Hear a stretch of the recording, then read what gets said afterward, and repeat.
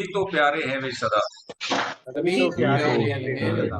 हैं। मेरे तो हैं कृष्ण केवल, मेरे तो है कृष्ण केवल, दूसरा न कोई। दूसरा आन न कोई। कोई। जैसा भी हूँ उन्हीं का हूँ, जैसा भी हूँ शरण में हूँ उनकी सदा।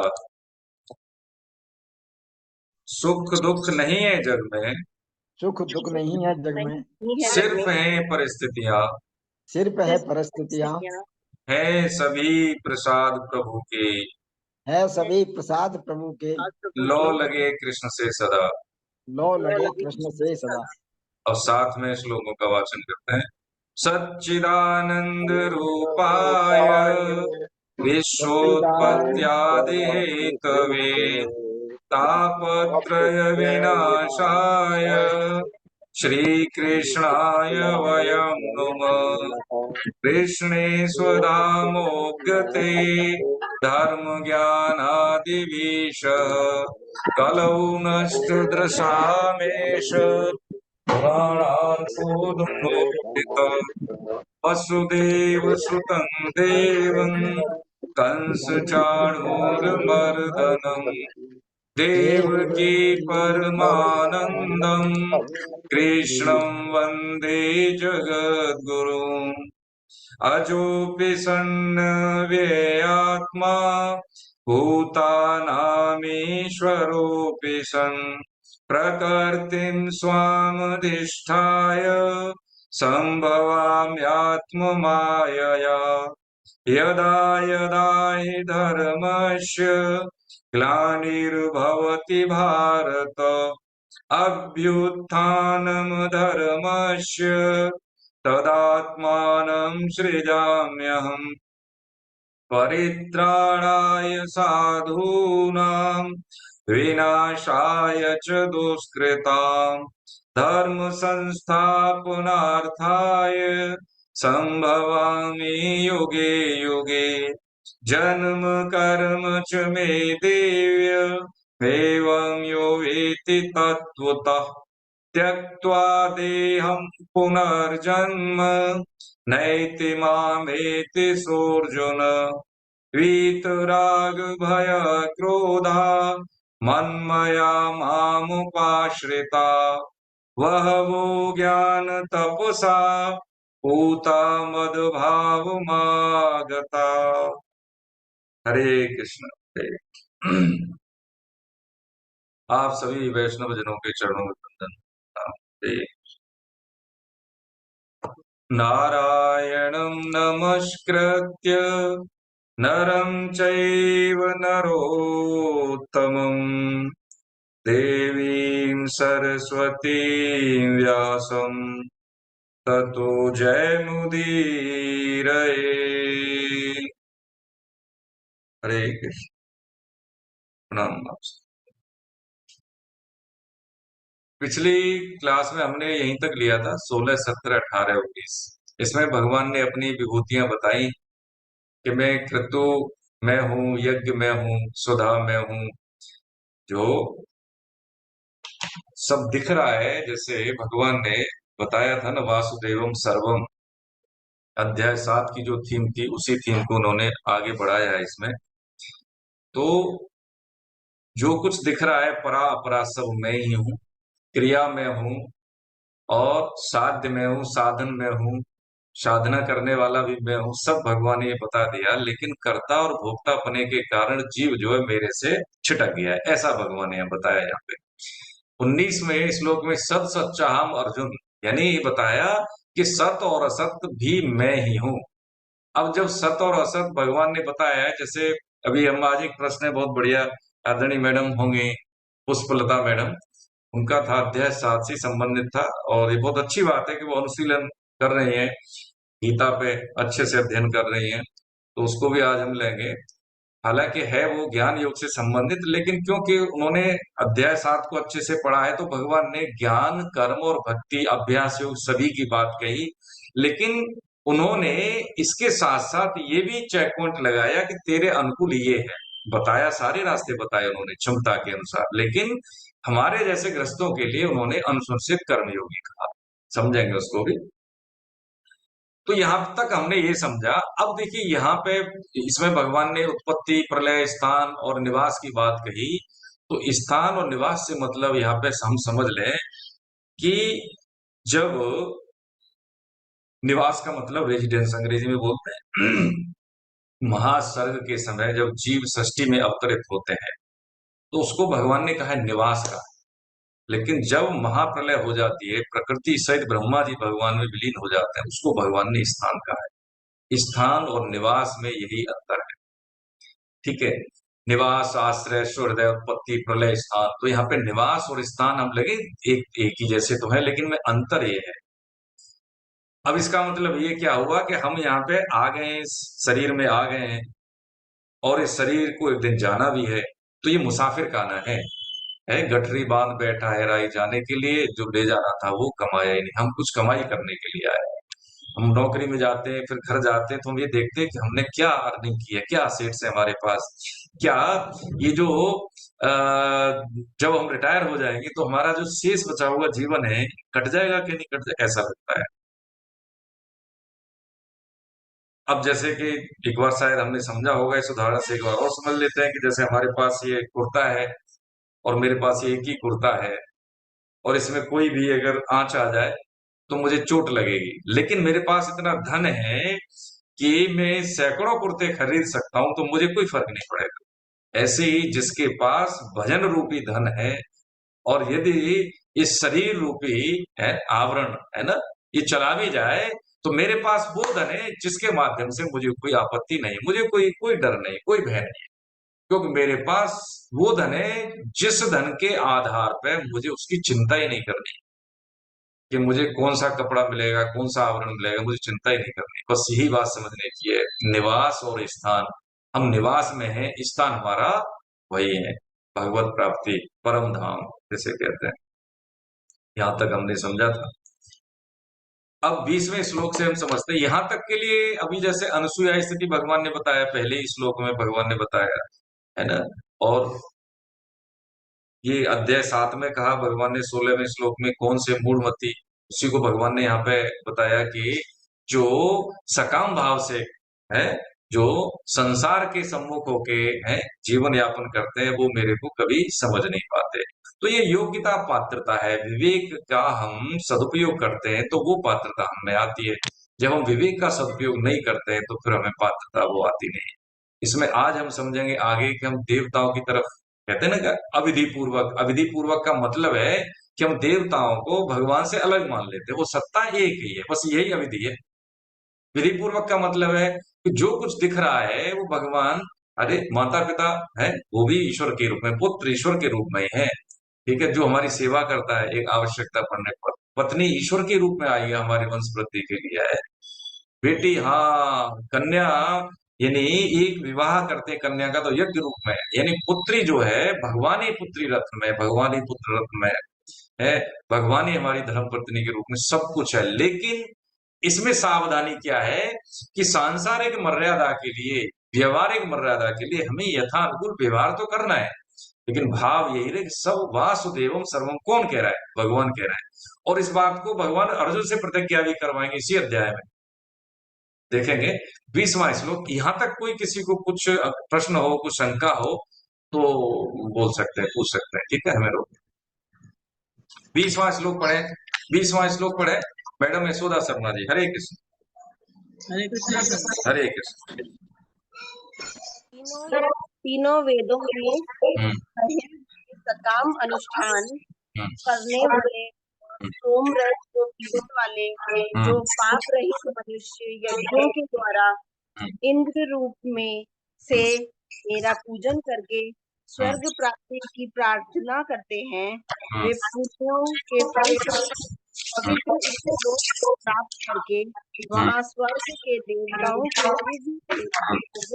भोगों हैं।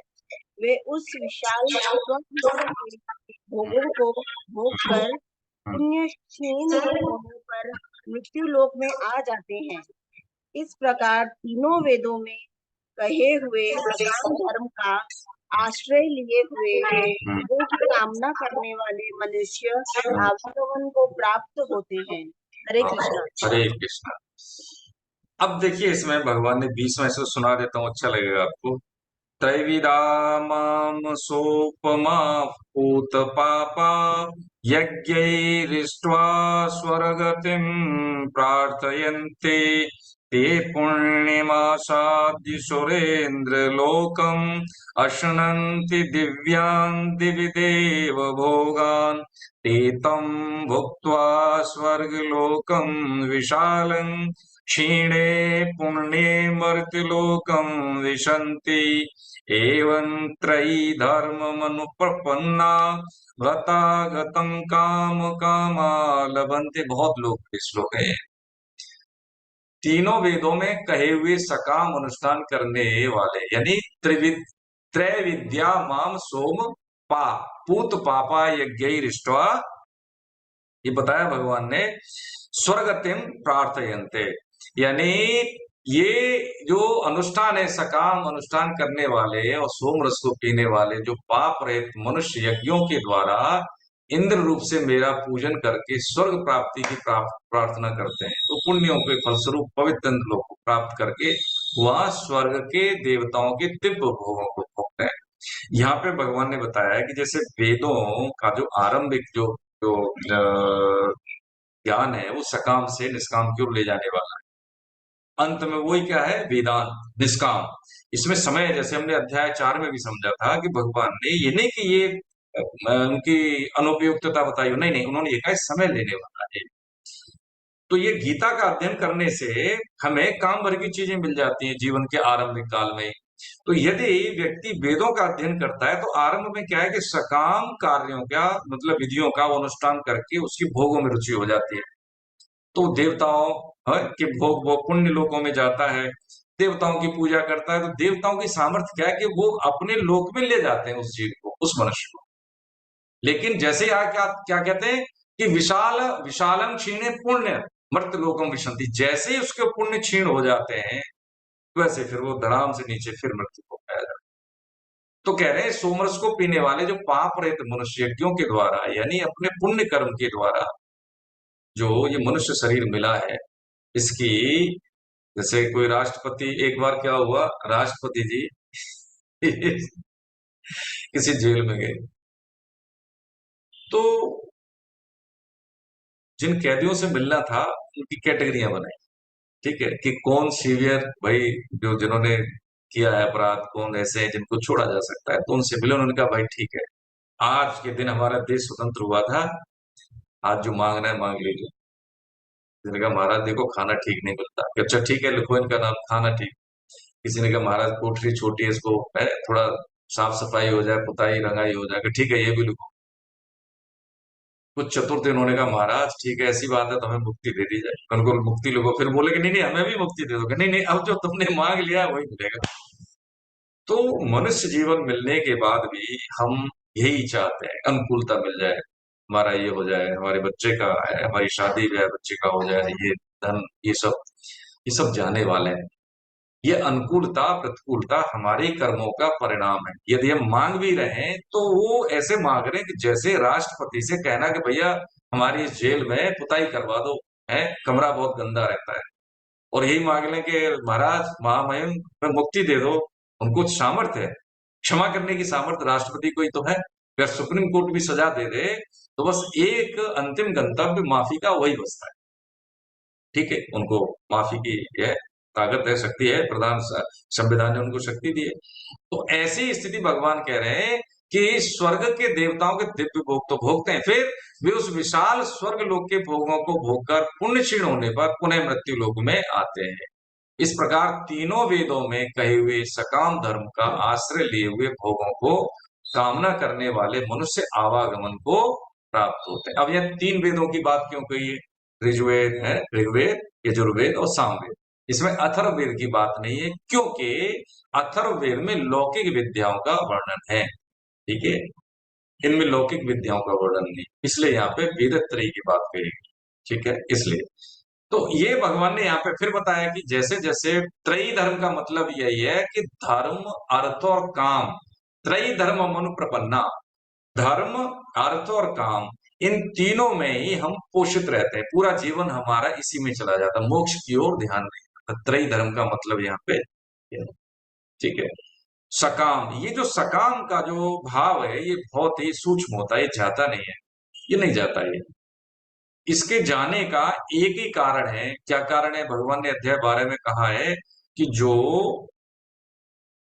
ज्ञानी है ना, या हम समझे सिद्ध साधक, सिद्ध साधक है और एक जो है साधक है आरंभिक साधक है, जो सिद्ध है, सिद्ध भक्त है और एक साधक भक्त है, ऐसे मान लीजिए। सिद्ध भक्त है वो उनको प्यारे लगते हैं, लेकिन जो साधक भक्त है वो उनको अति प्यारे लगते हैं। जैसे छोटा बच्चा होता है कुछ नहीं करता है, बड़ा बच्चा होता है पूरा काम करता है, घर का काम करता है, माता की सेवा करता है, लेकिन एक बच्चा ऐसा जो कुछ नहीं करता है, लेकिन वो चिल्लाता है, बस मम्मी मम्मी चिल्लाता है, रोता है। तो भाव किसके प्रति ज्यादा रहेगा? माँ का उस छोटे बच्चे के प्रति, चाहे कुछ करे या न करे, लेकिन वो पुकार उसकी किधर है? आर्त भाव से अपनी मदद को पुकारता है, माता को पुकारता है, बस ऐसे ही है। ये विद्या, ये रहस्य जो भगवान इस अध्याय में जो बता रहे हैं वही रहस्य बता रहे हैं, क्योंकि हमारी बुद्धि, हमारा अंतःकरण चतुष्ट है, जैसे मन बुद्धि अहंकार है, इंद्रियां पंच महाभूत सारे, शरीर छूटने के बाद जीव जब छोड़ जाता है शरीर तो यहीं रह जाता है, बुद्धि भी नहीं रह जाता, मन भी यहीं। अब जब जीव इनसे रहित हो जाता है तब वो सोचता कि ये क्या हो गया, अब तो साधन गया। अभी तक क्या है कि देह भाव होने के कारण शरीर में और मुझ में अंतर नहीं लगता है। जैसे कपड़े में और मैल में अंतर नहीं लगता, जैसे ही कपड़ा स्वच्छ होता है तब लगता है कि नहीं अरे ये मैल लगता है इसलिए छूट गया। तब फिर क्या होता है? फिर साधन तो चला गया। अब जो कमाया है भगवान इसी विधान में कोई व्यवधान नहीं करते। कर्म करने की स्वतंत्रता और विवेक की उपयोगिता भगवान ने हमें दे रखी है, इसका हम सदुपयोग नहीं करते, बहुत भारी भूल। और ये भगवान को घाटा होता है, जब जीव भगवान के विमुख होता है तो भगवान को घाटा होता है, हानि होती है, लॉस होता है। और जब जीव भगवान के सम्मुख होता है तो भगवान को फायदा होता है, लाभ होता है, इसलिए प्रसन्न होता है। गीता का जो प्रचार है वो इसी से है, ये व्यापार से मतलब नहीं है कि जितनी जीव राशियां भगवान के सम्मुख होती हैं, जिसके माध्यम से जो भी निमित्त बना है। अब जैसे आज काशी में सेमिनार हो रही है एमडी गुप्ता साहब, उन्होंने हर साल एक सेमिनार कराने का संकल्प लिया, अब की बार तो बहुत जल्दी करा दी, है ना। हमारे पास धन भी होता है, समय भी होता है, लेकिन अब सेमिनार अटेंड नहीं करते। ये जो सेमिनार है ये हम 2 दिन या 3 दिन की सेमिनार होती है, उसमें हम खाते हैं, गीता के साथ पीते हैं, वहीं सोते हैं, वहीं पे बातचीत करते हैं, तो गीता में वातावरण होता है। जैसा मनुष्य जाता है उस सेमिनार में वैसा फिर निकलता है, उसकी दृष्टिकोण सब बदल जाता है उसका, कि जीवन कैसे जीना है। मेरे सामने कोई भी स्थिति परिस्थिति आए तो उसको मुझे किस तरह से लेना है और कैसे आचरण करना है। तो सकाम तीनों वेदों में कहे हुए सकाम धर्म का आश्रय लिए हुए भोगों की कामना करने वाले मनुष्य आवागमन पुनरपि जननम पुनरपि, है ना, बार बार वो आते हैं और ऐसे जीवन चक्र में आते हैं, और ये कोई आवश्यक नहीं कि अगला शरीर हमें मनुष्य ही मिलेगा, कोई आवश्यकता नहीं। अगला श्लोक है, भगवान बता रहे हैं यहाँ पे 22वें श्लोक में। 22वें श्लोक में क्या बता रहे हैं कि देखिए ये बहुत लोकप्रिय श्लोक है और एलआईसी का एक ध्येय वाक्य स्लोगन भी है, योग क्षेमम वहाम्यम। सांसारिक दृष्टि से देखा जाए तो एलआईसी को कहते हैं कि जीवन के साथ भी और जीवन के बाद भी। धन जीवन के बाद किसी काम आया है क्या? किसी के, आपके बच्चों के, हमारे बच्चों के काम आता है। लेकिन ये जो ज्ञान है वो ये है कि इस लोक में भी, यानी लौकिक भी और पारलौकिक दोनों जगह काम आने वाला है। 22वें श्लोक में भगवान यहाँ पे कहते हैं, हाँ 22वां श्लोक है, बिल्कुल कह रहे हैं 22वें श्लोक में कि जो अनन्य भक्त मेरा, जैसे कोई पढ़े 22वां श्लोक? हरे कृष्ण, मीना जी। मैं हाँ, पढ़ूं? हाँ पढ़िए सर, हाँ दधी जी साहब प्रणाम। अनन्य चिंता नियंतो अनन्या ही निचिंतो माम ये जना पर्युपासते तेषां नित्याभियुक्तानां योगक्षेम वहामहम्। हरे कृष्णा। जो हरे कृष्ण। अनन्य भक्त मेरा चिंतन करते हुए मेरी भली बातें उपासना निरंतर लगे हैं, उन भक्तों का योगक्षेम प्राप्त की प्राप्ति और प्राप्त की रक्षा मैं बहन करता हूँ। हरे कृष्ण। हरे कृष्ण, बहुत बढ़िया। देखिए इसमें है अनन्य अनन्यास है ना, या हाँ अनन्यास अनन्याश्चिंत अनन्याश्चिन्तयन्तो माम् ये जना पर्युपासते तेषां नित्याभियुक्तानां योगक्षेमं वहाम्यहम्। अब यहाँ पे भगवान बता रहे हैं कि अप्राप्ति की प्राप्ति योग क्षेमम वहाम्यम, योग और क्षेमम है ना। योग क्षेम का मतलब है जो प्राप्त नहीं है उसको प्राप्त हो जाए, है ना, और जो प्राप्त है उसकी रक्षा हो जाए। तो किस चीज की? जो अनन्य भक्त मेरा चिंतन करते हुए मेरी भली भांति उपासना करते हैं, है मुझ में निरंतर लगे हुए उन भक्तों का, हाँ योग क्षेम में वहन कर। ये कह रहे, कौन कह रहे? भगवान कह रहे। अब जैसे मान लीजिए अंबानी जी कहें, अंबानी क्या कह रहे हैं, तो मान लीजिए ये कह रहे हैं कि जी यशोदा जो मैडम है, यशोदा जी ये हमारी प्रतिनिधि है, और यदि ये किसी से भी कोई भी लेन देन करते हैं तो इसकी जिम्मेदारी हमारी होगी। ये क्षेत्र के जो भी नॉर्दर्न रीजन है, हिंदुस्तान के उत्तरी क्षेत्र बता दिए उसकी, ये हमारी प्रभारी है, और ये कोई लेन देन करेंगे या कोई भी वक्तव्य होगा इनके माध्यम से तो ये हमारा होगा, हम इनकी गारंटी लेते हैं, ये हमारा वचन है, ऐसा कह देते हैं मुकेश अंबानी जी। तो कोई भी 10-20 लाख 5 लाख लाख दो देगा इनको कि भैया ठीक है बिजनेस में है तो आप ये कर रहे हैं तो हमारा भी पैसा लग जाए। और वो तो कहे नहीं मुकेश जी और यशोदा मैडम ये कहें कि मान लो देखो जी हम हमारे बड़े संबंध हैं मुकेश अंबानी जी से, है यदि हम कह दें तो वही काम हो जाए। तो ऐसा है, आप हमें जो धन दोगे और उसका हम व्यवसायिक रूप से उसमें वर्धन करके आपको वापस देंगे। तो कोई 5 रुपए भी नहीं देगा, कोई दे देगा? कोई नहीं देगा। कोई नहीं ऐसे देता। ही, हेलो, कौन सा बोल रहा है? तो यहाँ पे भगवान क्या कह रहे हैं कि मैं उन अनन्य भक्त जो मेरा चिंतन करते हैं उनका मैं योग क्षेम वहन में करता हूँ। ये घोषणा भगवान ने की है इसमें, योग क्षेमम वहाम्यम। अब अनन्य का मतलब है किसी अन्य का चिंतन न हो। अन्य का चिंतन होने से मतलब क्या है कि हमारी संसार में बुद्धि, संसार बुद्धि का मतलब ये हुआ कि जैसे सकाम भाव से है, परिवार में हम गृहस्थ है, हम नौकरी व्यवसाय करते हैं, तो जो नौकरी या व्यवसाय है इसमें भी ये भी भगवान ने कहा परा अपरा है। और जो यज्ञ के माध्यम से हमने जो चीजें समझी कि जो यज्ञ में क्रिया है, वस्तु है, और करने वाला है, ग्रहण करने वाला सब मैं हूं, तो इसका मतलब क्या? करने वाले तो भगवान ही, सत असत मैं ही हूं। तो जीव तो इसमें फ्री में बन जाता है, केवल केवल हम कहें ना सामान्य भाषा में फालतू, फालतू में बनता है अपना मान के। मेरा शरीर है तो देखिए ये शरीर नित्य निरंतर अब तक की अवस्था में हमसे वियोग हो गया। यदि मान लें कि कुल 120 साल या 100 साल जिसकी शरीर की आयु है और आज हमारी उम्र 50 साल हो गई, तो 50 वर्ष तो हमसे ये बीत गया ना। आने वाले समय में भी ये रहेगा, वही रहेगा नहीं, लेकिन इसका मतलब क्या है कि हम इसका सदुपयोग कर रहे हैं। देखिए हम सबने पढ़ी है, किसकी कौन सी बात पढ़ी है? उनकी जो है अजामिल की कहानी पढ़ी है। अजामिल आरंभिक काल में, जीवन के आरंभिक काल में भगवत भक्त थे। कुसंग के कारण वो जो है बहुत निषिद्ध कर्म करने लगे। संत कृपा से उन्होंने अपने बेटे का नाम अजामिल रख दिया। अंतिम समय में भगवान को नहीं पुकारा था, लेकिन क्या नारायण अपने बेटे को नाम दिया, लेकिन वो भगवान के पार्षद आ गए हैं। और जो है जो यम के पार्षदों को जो उन्होंने भगा के भगवान के पार्षद आए। तो अब उनकी स्थिति ऐसी थी, समझ सकते थे, बोध इतना हो सकता था, बाकी कर कुछ नहीं सकते कि मैंने तो अपने बेटे को बुलाया लेकिन ये मेरे को कष्ट से निवारण इस बेटे के नाम से हो गया, क्योंकि मैंने तो भाव तो मेरा बेटे का था। लेकिन भगवान ने इतनी कृपा की क्योंकि पूर्व जन्म का प्रारब्ध जो था है भगवत, जो शरणागति थी उनकी थोड़ी बहुत जो भी रही होगी उसके कारण अब देखिए उनको इतना समय मिल गया, चंद सांसें थी कि उसी समय कुछ सांसों का जो भी लम्हे थे, जो शेष सांसें थी, बस उनमें भगवताकार वृत्ति उनसे में हो गई कि प्रभु अब तो आप ही हैं, मैं तो भूल गया था, भटक गया।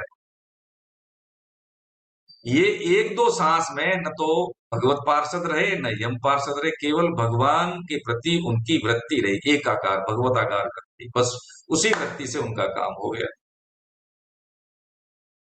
तो ये है अनन्य भक्ति। ये जो वृत्ति थी अंतिम अवस्था की उनकी कि आप ही हैं, जो कुछ है वो आप ही हैं, ये तो मेरी बड़ी भारी छूट थी। तो ये छूट मिलती है अध्याय जो 8 में हमने समझा कि अंत से अंत गति, अंतमति सुगति, वो बहुत विरलों को मिलती है, क्योंकि सारी उम्र जो हम प्रपंच करते हैं प्राय वो हर अवस्था में रहता है। और जब इंद्रियों में वो ताकत नहीं रहती, वो तो पुण्य कर्मों के कारण कभी कभी ऐसा हो जाता है ना। जैसे गजेंद्र को हुआ, है ना। अब वो योनि कौन सी थी? पाप योनि मानी जाती है, जीव जैसे जो होते हैं चौपाई जानवरों के, एनिमल ही तो थे, लेकिन क्योंकि वो क्या थे, वो राजा थे, है ना। और उस योनि में प्रारब्ध में किए हुए कर्मों के आधार पे या पुण्य कर्मों के आधार पे उनको भगवत स्मृति होगी। और कैसी आर्त भाव से जब भगवान को पुकारा तो सेकंड नहीं लगाए, गरुड़ को छोड़ के भागे।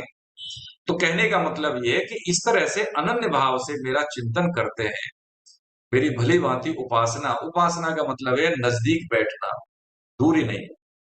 अब इसमें हम जो भाव रखें कि जब संसार में हम कोई पद प्रतिष्ठा में हमसे ऊंचा है, उनके साथ हम विवाह कैसे करें, उसके कुछ प्रोसीजर होते हैं, है ना। होता है कि नहीं होता है? कोई तरीका होता है, कुछ डेकोरम होता है। ऐसा भगवान के साथ कुछ नहीं है।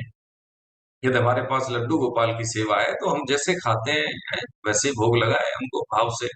हमारे पास जो है भगवान बताएंगे 26वें श्लोक में, हम ऑफिस जा रहे हैं तो हमारे पास इतना नहीं कि अष्ट प्रहर हम सेवा कर सके तो हम किसी को बता के जाए कि प्रभु आप अभी तो यही हमारे पास है। हमारे घर में जो सेवा ऐसी होगी, पत्नी को, बच्चों को, यदि घर में कोई नहीं, मान लो अकेले हैं, कभी हम दूर रहते हैं, अकेले रहते हैं, तो ठीक है प्रभु आते हैं, अभी यही है, खाओ पियो आराम करो, फिर मिलते हैं, फिर सेवा में आएंगे, फिर आके भगवत सेवा में। भगवान भाव के भूखे हैं। वो इस तरह से नहीं है शरीर में, जिस तरह से कि हम अपने आप को मान लेते हैं, ऐसे नहीं है। वो सब जगह है।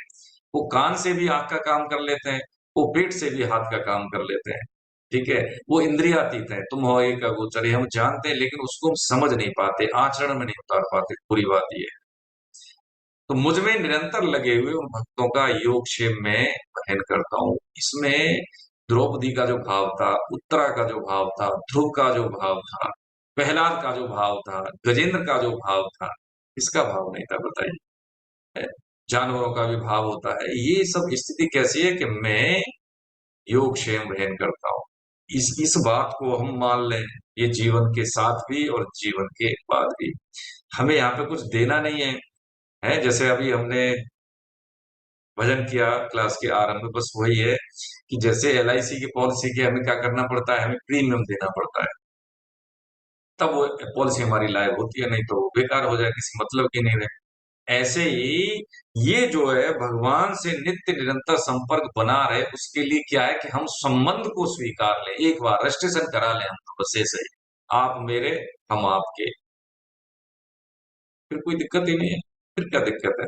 जब हमारे माता पिता के साथ हमें कोई मिलने के लिए चाहे राष्ट्रपति हो जाए बात, ठीक है, तो क्या करना पड़ेगा? अरे वो बेटा वो मिलेगा, उसके लिए कौन सा डेकोरम है, उसके लिए कौन से प्रोटोकॉल है कि मिलेंगे नहीं मिलेंगे? पवार साहब बड़े भाई हमारे, यार ठीक है, बहुत बड़े अधिकारी हैं, बहुत ठीक है जी, ये बहुत बड़े ब्यूरोक्रेट से, ठीक है, तो मुझे उससे क्या लेना था? मेरे तो बड़े भाई हैं, मैं तो कभी बोल सकता हूँ।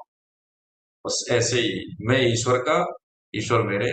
चाहे हम उनसे, पवार साहब से बात करें फोन पे या नहीं करें, हम छोटे भाई होंगे, लेकिन जब हमें मिलना होगा तो पूरे ठसक के साथ मिलेंगे। अरे हमें मिलना है, हमें नहीं बात करी तो नहीं करी, अब हमें काम है तो कर रहे हैं, ठीक है, लेकिन आप हमारे हैं।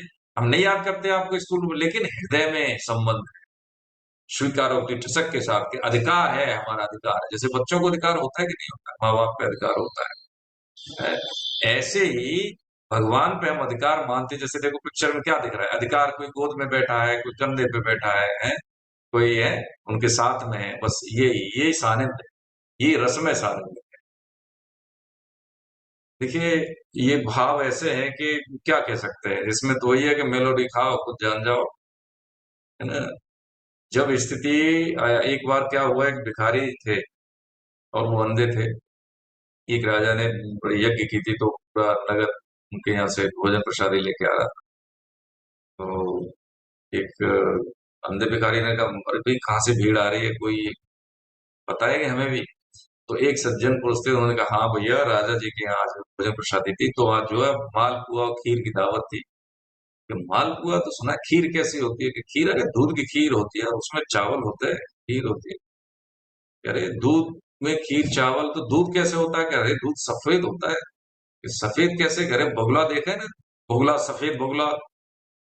बगुला कैसे सफेद बगुला करे? देखो उसकी ऐसी चोंच होती है, फिर बीच में ऐसे पेट होता है, फिर दो नहीं ऐसे करके वो होते हैं, दो पैर होते हैं। तो ये जो है, ये दूध इस तरह का होता है।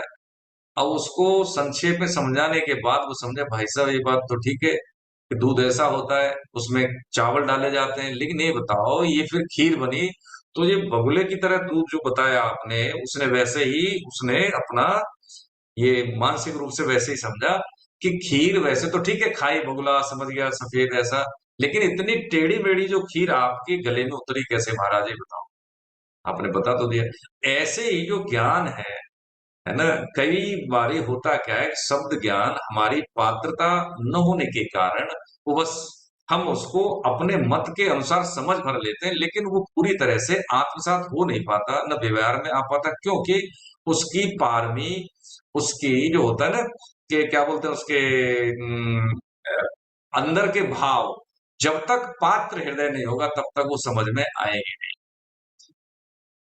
लेकिन एक युक्ति है कि जो समझ में आने की पात्रता हमें प्राप्त करता है, तो वो क्या है? वो है भगवान नाम। भगवान नाम। अब जैसे जहर आप कोई जबरदस्ती पिलाए किसी को, और कोई मन से पी ले, दोनों में उसकी है क्या होगी? मृत्यु होगी कि नहीं होगी? कोई अमृत के गड्ढे में ढकेल दे, कुंड में, और कोई अपने स्वेच्छा से जाए, तो उसको क्या होगा? उसको अमरता मिलेगी, मिलेगी। गुण है उसका जहर का मारने का, गुण है अमृत का, है सजीव, सजीव मतलब उसको अमरता देने का, तो उसको वही होगा। ऐसे ही भगवान नाम चाहे रुचि से लिया जाए या बेरुचि से, उसका जो काम है वो करेगा ही। मन लगे या न लगे, करके देख लें, मन लगने लगेगा, क्योंकि उसका काम ही है कि रुचि क्या है कि जो मल है अंदर का, वो अंदर का मल शुद्ध हो जाता है, साफ हो जाता है, मन निर्मल हो जाता है। बस मन एवं मनुष्याणाम बंधनम कारण मोक्ष, है ना, मन ही बंधन और मोक्ष का कारण है। शुद्ध निर्मल मन भगवत प्राप्ति का पात्र है, और अशुद्ध वही बस पतन का वही कारण है। ऐसे अनन्य भक्त जो किसी अन्य न हो, जिसके जीवन में, जिसके साधन में, जिसके चिंतन में, है बोलने में न सुनने में कुछ हो ही नहीं, बस क्या वही अन्य है, बस ऐसा भगवान को प्रिय है। उसका योग क्षेम वहन करते हैं, चाहे वो सांसारिक जिम्मेदारी हो या आध्यात्मिक, कोई चिंता नहीं करनी है। नरसिंह मेहता साहब बताइए, है सांसारिक बेटी का भात ही तो भरना था, क्योंकि बेटे की शादी थी, बेटी के बेटे बच्चे की, भात उसी को कहते हैं ना, है ना। तो भगवान ने भरा नहीं भरा, ऐसा भरा कि देखो सृष्टि में आज तक किसी ने ऐसा कोई व्यवहार नहीं निभाया जितना भगवान ने निभाया। देखिए धन्ना, एक तो भगत जो थे, है ना, ये धन्ना जाट, है ना, ये बहुत भक्त चरित्र है, उसमें ये अभी की कहानी है, कोई ज्यादा पुरानी नहीं है, और आज भी ऐसे अनुभव होते हैं। लेकिन क्या है कि जो बात कहते हैं, सिद्ध जन कहते हैं, वो ऐसे नहीं कहते कि हमें भगवतानुभव हो गया है, भगवताकार वृत्ति है। वो ऐसे कहते हैं कि संतों ने कहा है, सिद्धों ने कहा है। अब ये बात अलग है कि वो अपने आप को सिद्ध नहीं कहते, यदि कह दिया तो वो सिद्ध रहे नहीं, क्योंकि उधर उनकी वृत्ति है ही नहीं। वो सबको ही एक पात्र मानते हैं कि भगवत जन है सब, अपने में कोई विशिष्ट गुण नहीं मानते। लेकिन ये पकड़ने की बात है कि यदि कोई श्रद्धा और विश्वास से जब संतों का सानंद प्राप्त करता है, तो वो गुण उनमें आते हैं। बर्तन सीधा रखा है तो एक एक बूंद भी वो भर देगी बर्तन, लेकिन बर्तन उल्टा रखा है, पूरी मूसलाधार बारिश क्यों न हो जाए, उसमें एक बूंद नहीं आएगी।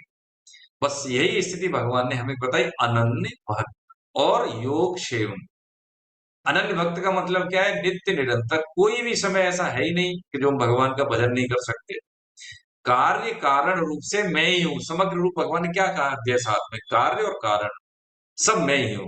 लेकिन हम पता नहीं बीच में कैसे अपने आप को हम पैदा कर लेते हैं, बस यही पर्देदारी हमें नाश का कारण है। देखिए गीता जो है जीवन का अंग है। सेमिनार में हमारे पास धन होता है, सब कुछ होता है, लेकिन हम उस समय को और धन को यूज नहीं करते, इकट्ठा कर लेंगे, इसमें वैल्यू एडिशन नहीं करते, समय का सदुपयोग नहीं करते। किस तरह से कार्य करने की विधा हमें विकसित हो, वो हम सीखें, और इसके लिए भगवान ने संसाधन दिया है ना, धन दिया है ना। जाने आने में किसी के, अब क्या करते हैं, देखिए ये स्थूल बात है, छोटी सी बात है, लेकिन अक्सर करके होता है ये कि हम कमिट करते हुए भी नहीं कर पाते कि हमें अपने जीवन को जीना कैसे। हम घूमने तो जाते ही हैं तीर्थ स्थान पर, लेकिन जब गीता को सुनने के लिए जाए और सुबह शाम टाइम मिलता है उसमें दर्शन कर लें। और दूसरी बात क्या है कि उसमें जो पैकेज मिलता है हमें होटल में रुकने का बहुत सस्ता होता है, खाना पीना बहुत अच्छा होता है उसमें, बहुत बढ़िया है। जैसे दावतें होती है शादियों में जो पूरा खाना होता है ऐसा ही होता है उसमें, लेकिन बहुत कम रेट पे होता है। कारण क्या है कि उसमें ऐसे भक्तों का सानिध्य मिल जाता है कि देखिए, एक बार गंगा जी, खैर ज्यादा संक्षेप में ले लेते हैं, टाइम ज्यादा लग जाता है, कि जब पाप धोने जब पब्लिक जाती है तो एक भक्त के नहाने से वो पाप गंगा जी के दूर हो जाते हैं। भगवान ने कहा, गंगा जी को वचन दिया था ऐसा। ऐसे ही सेमिनार में यदि कोई एक शुद्ध भक्त आ गया तो सेमिनार में वो चुंबकत्व पैदा होता है, वो वातावरण पैदा होता है, सूक्ष्म तरंगों के माध्यम से वो भाव पूरे में प्रकाशमान होते हैं कि जो हर व्यक्ति को, हर प्रतिभागी को उस सूक्ष्म तरंगों में नहाने का अवसर मिलता है, उसमें रहने का अवसर मिलता है, जिससे हमारा कारण और सूक्ष्म शरीर प्रभावित होता है, अंदर की गंदगी साफ होती है। इसलिए जाना चाहिए इसी सत्संग, सत का संग जो सत्य संग है, सत्संग है, ये जो है परमार्थिक मार्ग के लिए ही आवश्यक है, वो दैनिक जीवन के लिए भी आवश्यक है। कैसे हमें है बात करनी चाहिए, कैसे हमें है जीवनचर्या अपनी निभानी चाहिए, है कैसे हमारे बॉडी लैंग्वेज हो, बोलने का तरीका, खान पान कैसा हो, मर्यादा है, ये सब क्या है, ये सत्संग से तो मिलती है। अब इसका मतलब ये थोड़ी कि कंठी माला लेने वाले सत्संग करें, सबके लिए आवश्यक है। हम माँ बाप सबको, बच्चों को भी बताते हैं कि तुम्हें झूठ नहीं बोलना चाहिए, अरे हम सुबह शाम हम बोलते हैं, बच्चा कैसे रुक जाएगा। सत्संग की आवश्यकता सबको है, घर में हो, बाहर हो, बचपन हो, कोई भी अवस्था हो, कोई भी समय हो, ये सबके लिए उपयोगी है, चाहे वो विरक्त है चाहे वो व्यस्त। ऐसा भगवान ने। आगे 23वां श्लोक, हरे कृष्ण। हाँ, कोई पढ़े 23वां श्लोक। दधीची साहब, हरे कृष्ण। हाँ, हाँ, हरे कृष्णा सर। हरे कृष्ण प्रभु। हम्म, हे कुंती नंदन, हम्म, जो भी भक्त मनुष्य श्रद्धा पूर्वक अन्य देवताओं का पूजन करते हैं, वे भी मेरा ही पूजन करते हैं, हम्म। और करते हैं अविधि पूर्वक, अर्थात देवताओं को मुझसे अलग मानते हैं। हरे कृष्णा। हरे कृष्ण। देखिए 23वां श्लोक कहते हैं, ये प्यन्य देवता भक्ता यजन्ते श्रद्धयान्विता तेऽपि मामेव कौन्तेय यजन्त्य विधि पूर्वकम। अब यहाँ पे यजन्त्य अविधि पूर्वकम, ये यजन का मतलब है पूजा अर्चना, यजन है ना। जो भक्त, जो भी भक्त मनुष्य मतलब श्रद्धा पूर्वक, यहाँ पे स्पेलिंग मिस्टेक है इसमें, अन्य देवताओं का पूजन करते हैं, वे भी मेरा ही पूजन करते हैं। लेकिन अविधि पूर्वक, इसका मतलब क्या है कि अविधि पूर्वक का मतलब है कि वो देवताओं को मुझसे अलग मानते हैं, बस यही अविधि पूर्वक हो गया। सत्ता उनकी अलग नहीं है, देवताओं की सत्ता भगवान से अलग नहीं है। देवताओं के पास जो शक्ति है, देवता का मतलब है देने वाले, चाहे वो दुष्ट हो या शुद्ध हो, भक्त हो, कोई भी हो, वो तो दे रहा है सबको। वो है हवा, है वायु देवता हवा दे रहे हैं, है ना, सूर्य देवता प्रकाश दे रहे हैं, सबको दे ही रहे हैं, है ना, क्योंकि देने वाले हैं। पुण्य कर्मों के ये कल्प के आदि में उत्पन्न हुए देवता है, ठीक है। अजान देवता एक होते हैं, मर्त्य देवता जैसे हम जैसे मनुष्य लोग पुण्य कर्मों के माध्यम से देवलोक में जाते हैं, इनके पुण्य क्षीण होने के बाद ये वापस आते हैं। तो कह रहे हैं कि अविधि पूर्वक करते हैं, यानी जो भी भक्त मनुष्य श्रद्धा पूर्वक देवताओं का पूजन करते हैं वो भी मेरा ही करते हैं।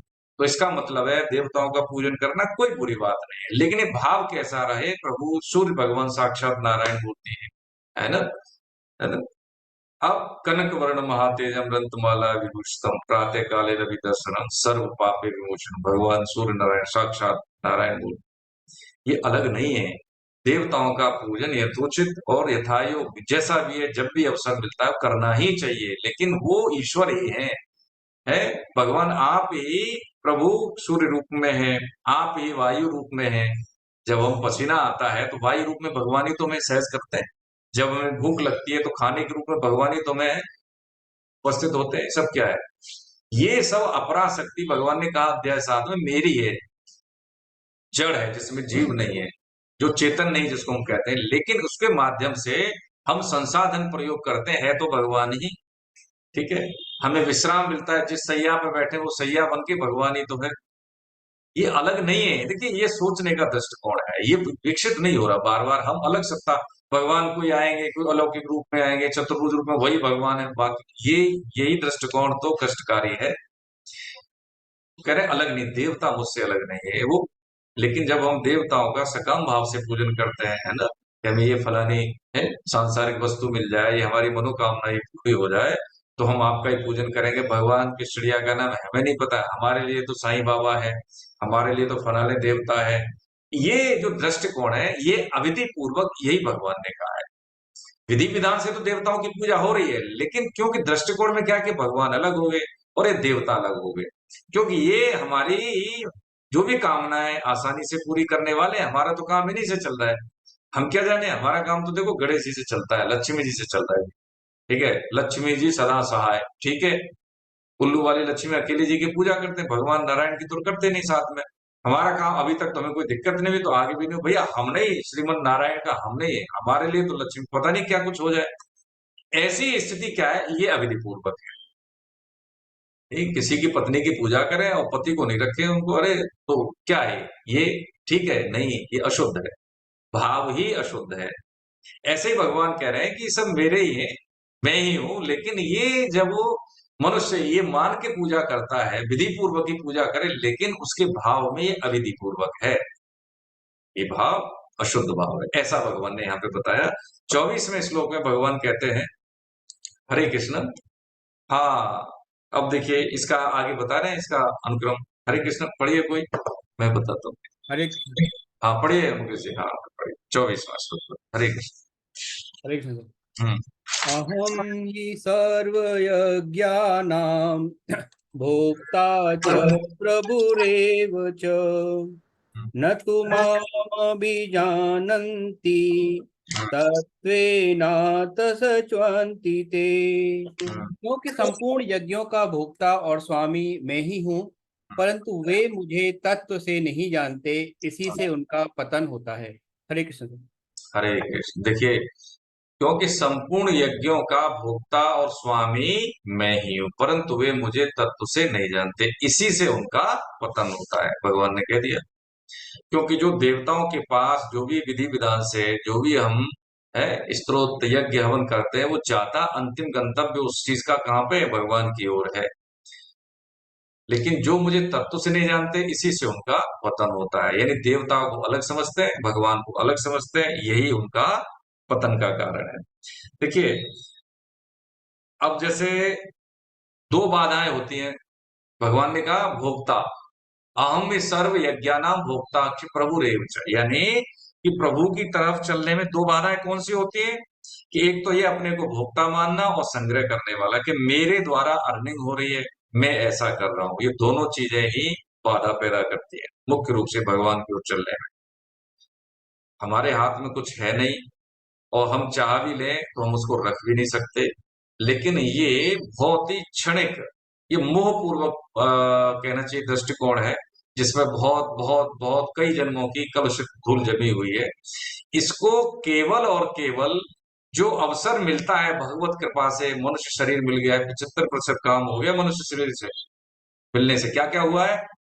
विवेक चूड़ामणि में भगवान शंकराचार्य ने कहा है, हम सबको पता है, हम सब जानते हैं, कई बार निवेदन किया है कि मनुष्य शरीर मिलना, संत और शास्त्र का हमें सानिध्य मिल जाना, और जिज्ञासा जानने की इच्छा, तभी तो हम बैठे हैं सब यहाँ पे। अब क्या है कि जो अवसर मिल गया है, इसका बस पूरा लाभ मिल जाए। 100 बच्चे क्लास में होते हैं, कोई टॉप करता है, किसी को पास होने के भी बहाने हो जाते हैं। कारण क्या है? उसकी एनर्जी बटी हुई है। एनर्जी बटी हुई है, क्या है? होता है ना, जैसे स्टेटस आजकल गर्लफ्रेंड बॉयफ्रेंड है ना, तो जो विद्यार्थी जीवन है, ब्रह्मचर्य अवस्था है, उसने तो गृहस्थी उसी लिए भी इसे दिमाग में चिंतन है, तो कहां से उसकी ऊर्जा जाएगी कैरियर के गढ़ में? सोचें। फिर कहें कि जी हमें तो कुछ मिला नहीं। जो पुरुषार्थ जितना चाहिए, अपने अपने हिस्से का संघर्ष सबको करना पड़ता है, चाहे वो पैराशूटर ही क्यों न हो। ग्रास रूटर तो अपने बल पे ऊपर उठता ही है, पैराशूटर ऊपर से तो आ गया, लेकिन उसको सर्वाइव सस्टेन करने के लिए उसको अपना पुरुषार्थ चाहिए, नहीं तो हमेशा नीचे ही आने की संभावना उसकी रहती है। इसलिए जब भगवान राम जब जा रहे थे वन में, तो देखिए उनके घर वालों ने, माताओं ने कहा, अरे रथ ले जाओ, नंगे पैर हैं, कैसे करो? उन्होंने कहा नहीं, है ब्रह्मचारी को नंगे पैर रहना चाहिए, वन में जाना पड़ गया तो कैसे वो सरवाइव करेगा, है कठिन परिस्थितियों का कैसे सामना करेगा। तो ये ब्रह्मचर्य की जो अवस्था होती है, देखिए समझ लें इस चीज को, ये हमारे शास्त्रों में गुरुकुल का मतलब क्या, गुरुओं का कुल, यानी गुरु के घर, यानी वो कुल ऐसा होता था गुरुकुल कि जिसमें किसी भी जाति का हो, किसी भी वर्ण का हो, उसमें जिंजीविषा, जिज्ञासा, कर्मठता, पौरुष था, फौलादीपना, ये सब तरह से जाते थे बच्चे। आज क्या है, आज हम वो क्या काम करते हैं, आज हम कहते हैं कि इसको कोई कष्ट ना हो, उसको बहुत सोफिस्टिकेटेड बना दे, बहुत मुलायम डेलिकेट बना दे, बहुत गलत करता है। ये हम बच्चों के साथ अत्याचार करते हैं कि उनको भविष्य के संघर्ष के लिए तैयार नहीं करते। स्थिति परिस्थिति तैयार करा देती है वो अलग है, लेकिन माता पिता का ये दृष्टिकोण अवश्य होता है कि इनको कोई कष्ट न हो, इतना कमा के रख दें कि ये कमाने के लिए परेशान ना हो, अगर नौकरी नहीं लगी, व्यवसाय नहीं जमा, तो खा पी ले, शरीर छूट जाता है तो वो बच्चे काम आते हैं। अब जब पिछले जन्म की हमें याद है क्या, देखिए ये छोटा दृष्टिकोण है। ऐसा नहीं कि हम सेवा नहीं करें, बिल्कुल करें, भरसक करें, लेकिन कि उनके साथ हम अन्याय कर देते हैं, प्रेम में अन्याय कर देते हैं, उनके लगाव में, आसक्ति में अन्याय कर देते हैं, उनको वो संघर्ष नहीं करने देते, न वो स्थितियां पैदा करते कि वो संघर्ष करें। ताड़ना भी देनी चाहिए, प्यार के साथ आवश्यकता होने पर दंड विधान भी है ना। तो वो जो दंड विधान है, वो दंड विधान उसको कष्ट देने के लिए नहीं है, वो दंड विधान विधान ये है कि उसकी वृत्ति उस ओर न जाए जो पतनकारी है। और संघर्ष देने का मतलब ये है कि उसमें सामर्थ्य, वो जब वो बच्चा स्वयं दौड़ लगाएगा, है आउटडोर गेम खेलेगा, तो उसकी मसल्स मजबूत होगी कि नहीं होगी, उसका स्वास्थ्य ठीक रहेगा कि नहीं, प्राणवायु सुबह की मिलेगी कि नहीं मिलेगी, उसकी मेमोरी अपने आप शार्प होगी, उसका जो पेट अपने आप ठीक रहेगा, उसके लिए दवाओं की आवश्यकता नहीं पड़ेगी। अब हम कर करते सुबह उठता है बच्चा, उसके बाद स्कूल, स्कूल के बाद होमवर्क, होमवर्क के बाद ट्यूशन, ट्यूशन के बाद खाना, खाना के बाद सोना। अब यही 25 साल चलता रहेगा तो शरीर है क्या करेगा, शरीर शरीर तो बैठ जाएगा, शरीर बैठ जाएगा। पेरेंटिंग का मतलब देखिए ये समझने वाली चीज है, संपूर्ण यज्ञों का भोक्ता स्वामी, इसको हम समझ रहे हैं इस चीज को, ये बात अलग जरूर है लेकिन ये अलग नहीं है। बच्चों के जीवन में जो प्रेशर आता है, माता पिता के जीवन में भी प्रेशर होता है, समाज के प्रेशर होता है कि मेरा बच्चा ऐसा, सांसारिक दृष्टि से समझ ले हम लोग, ये काम की चीजें प्रभु जी। पेरेंट्स का प्रेशर एज इट इज बच्चों पे चला जाए या हम दे दें तो पेरेंटिंग किस बात की, पहली बात। दूसरी बात ये है कि हम बच्चों से ज्यादा जानने वाले अनुभवी हैं, हमें ये पता होना चाहिए कि बच्चों पे किसका प्रेशर हो, किसका नहीं हो, कौन सा प्रेशर हमें इनको देना है, कौन सा हमें नहीं देना है। प्रेशर में आके बच्चे जीवन को भी खतरे में डाल देते हैं। क्या है इतना प्रेशर कि जीवन भी हमें कुछ नहीं लगने लगा उसके आगे, क्या कारण है, कहीं ना कहीं हमारी शिक्षा में कमी है। जीवन की कामनाएं इतनी हावी हो जाती है कि जीवन को हम बदसूरत समझने लगते हैं। उसके देखिए जीवन कितना है सुंदर है, इससे भगवत प्राप्ति होती है। अब समझने की बात यह है कि भोक्ता और स्वामी मैं ही हूँ, भगवान कह रहे हैं मैं ही हूँ, इसका मतलब क्या होगा, प्रारब्ध वस्तु मिलना है वो तो मिलेगा ही। अध्याय 2 में क्या क्या आगे ना, भगवान करने में तेरा अधिकार। एक वीडियो शेयर किया था हमने, देखो मैं फिर क्या वीडियो शेयर किया था, आपकी सेवा में वही चीज मेरी तरफ से तो वही जाती है जो आपके लिए अनुकूल हो, कुछ न कुछ हमें शिक्षा दे।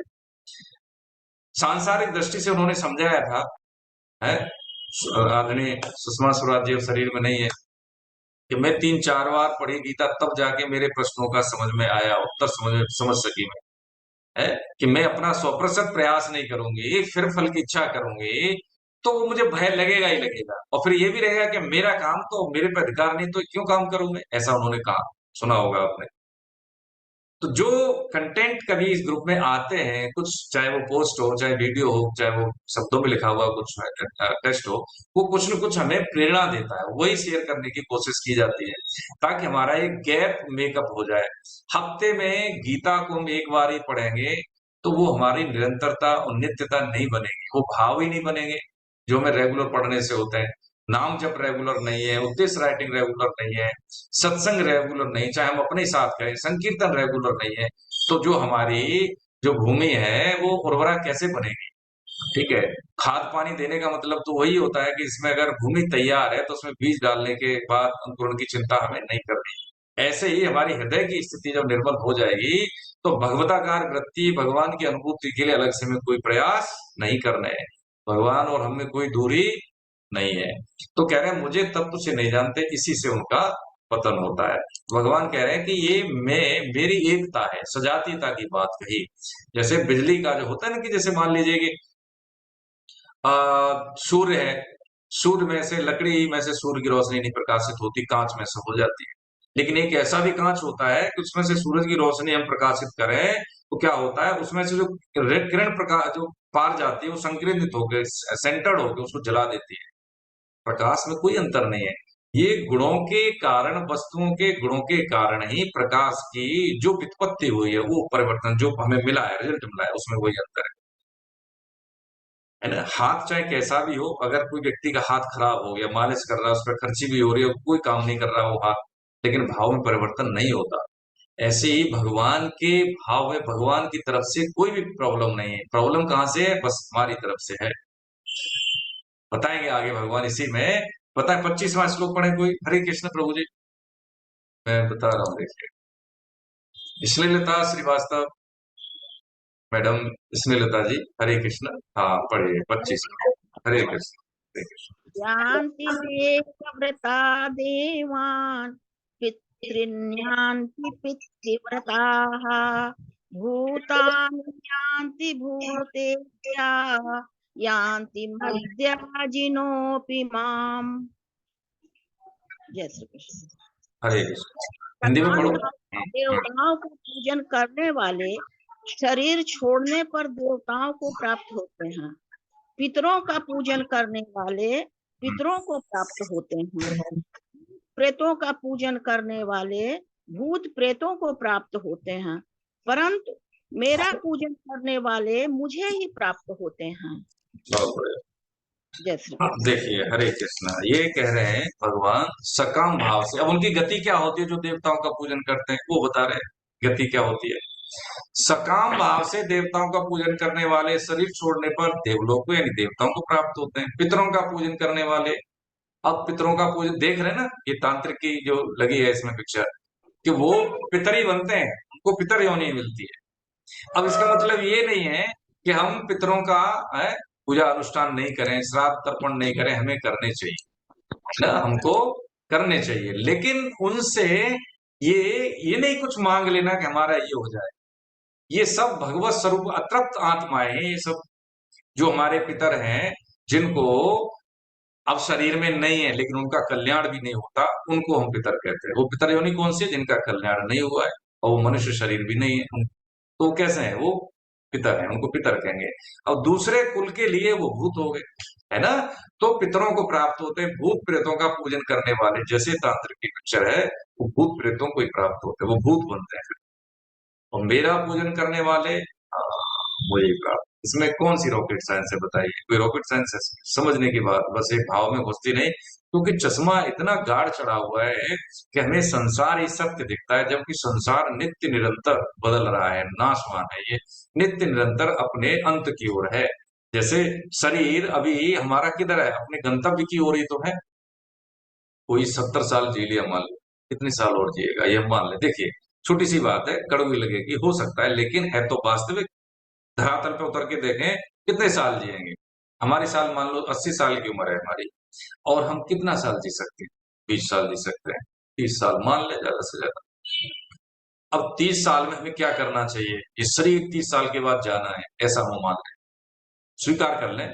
अब हो सकता है अभी भी, लेकिन फिर भी हमें लगता है कि हम सदा रहने वाले हैं। इस भाव की बात हम समझ रहे हैं, धरातल पर उतर के इसी भाव को हम समझ लें, तब भी यही बनता है कि हमें भगवत स्मृति एक पल के लिए भी स्मृति विस्मृति में न बदले। किसका पूजन करना चाहिए? मेरा। चाहे हम सांसारिक सेवा भाव में, लोग पब्लिक सेवा भाव में है, तो यही है कि हम भगवान की सेवा कर रहे हैं।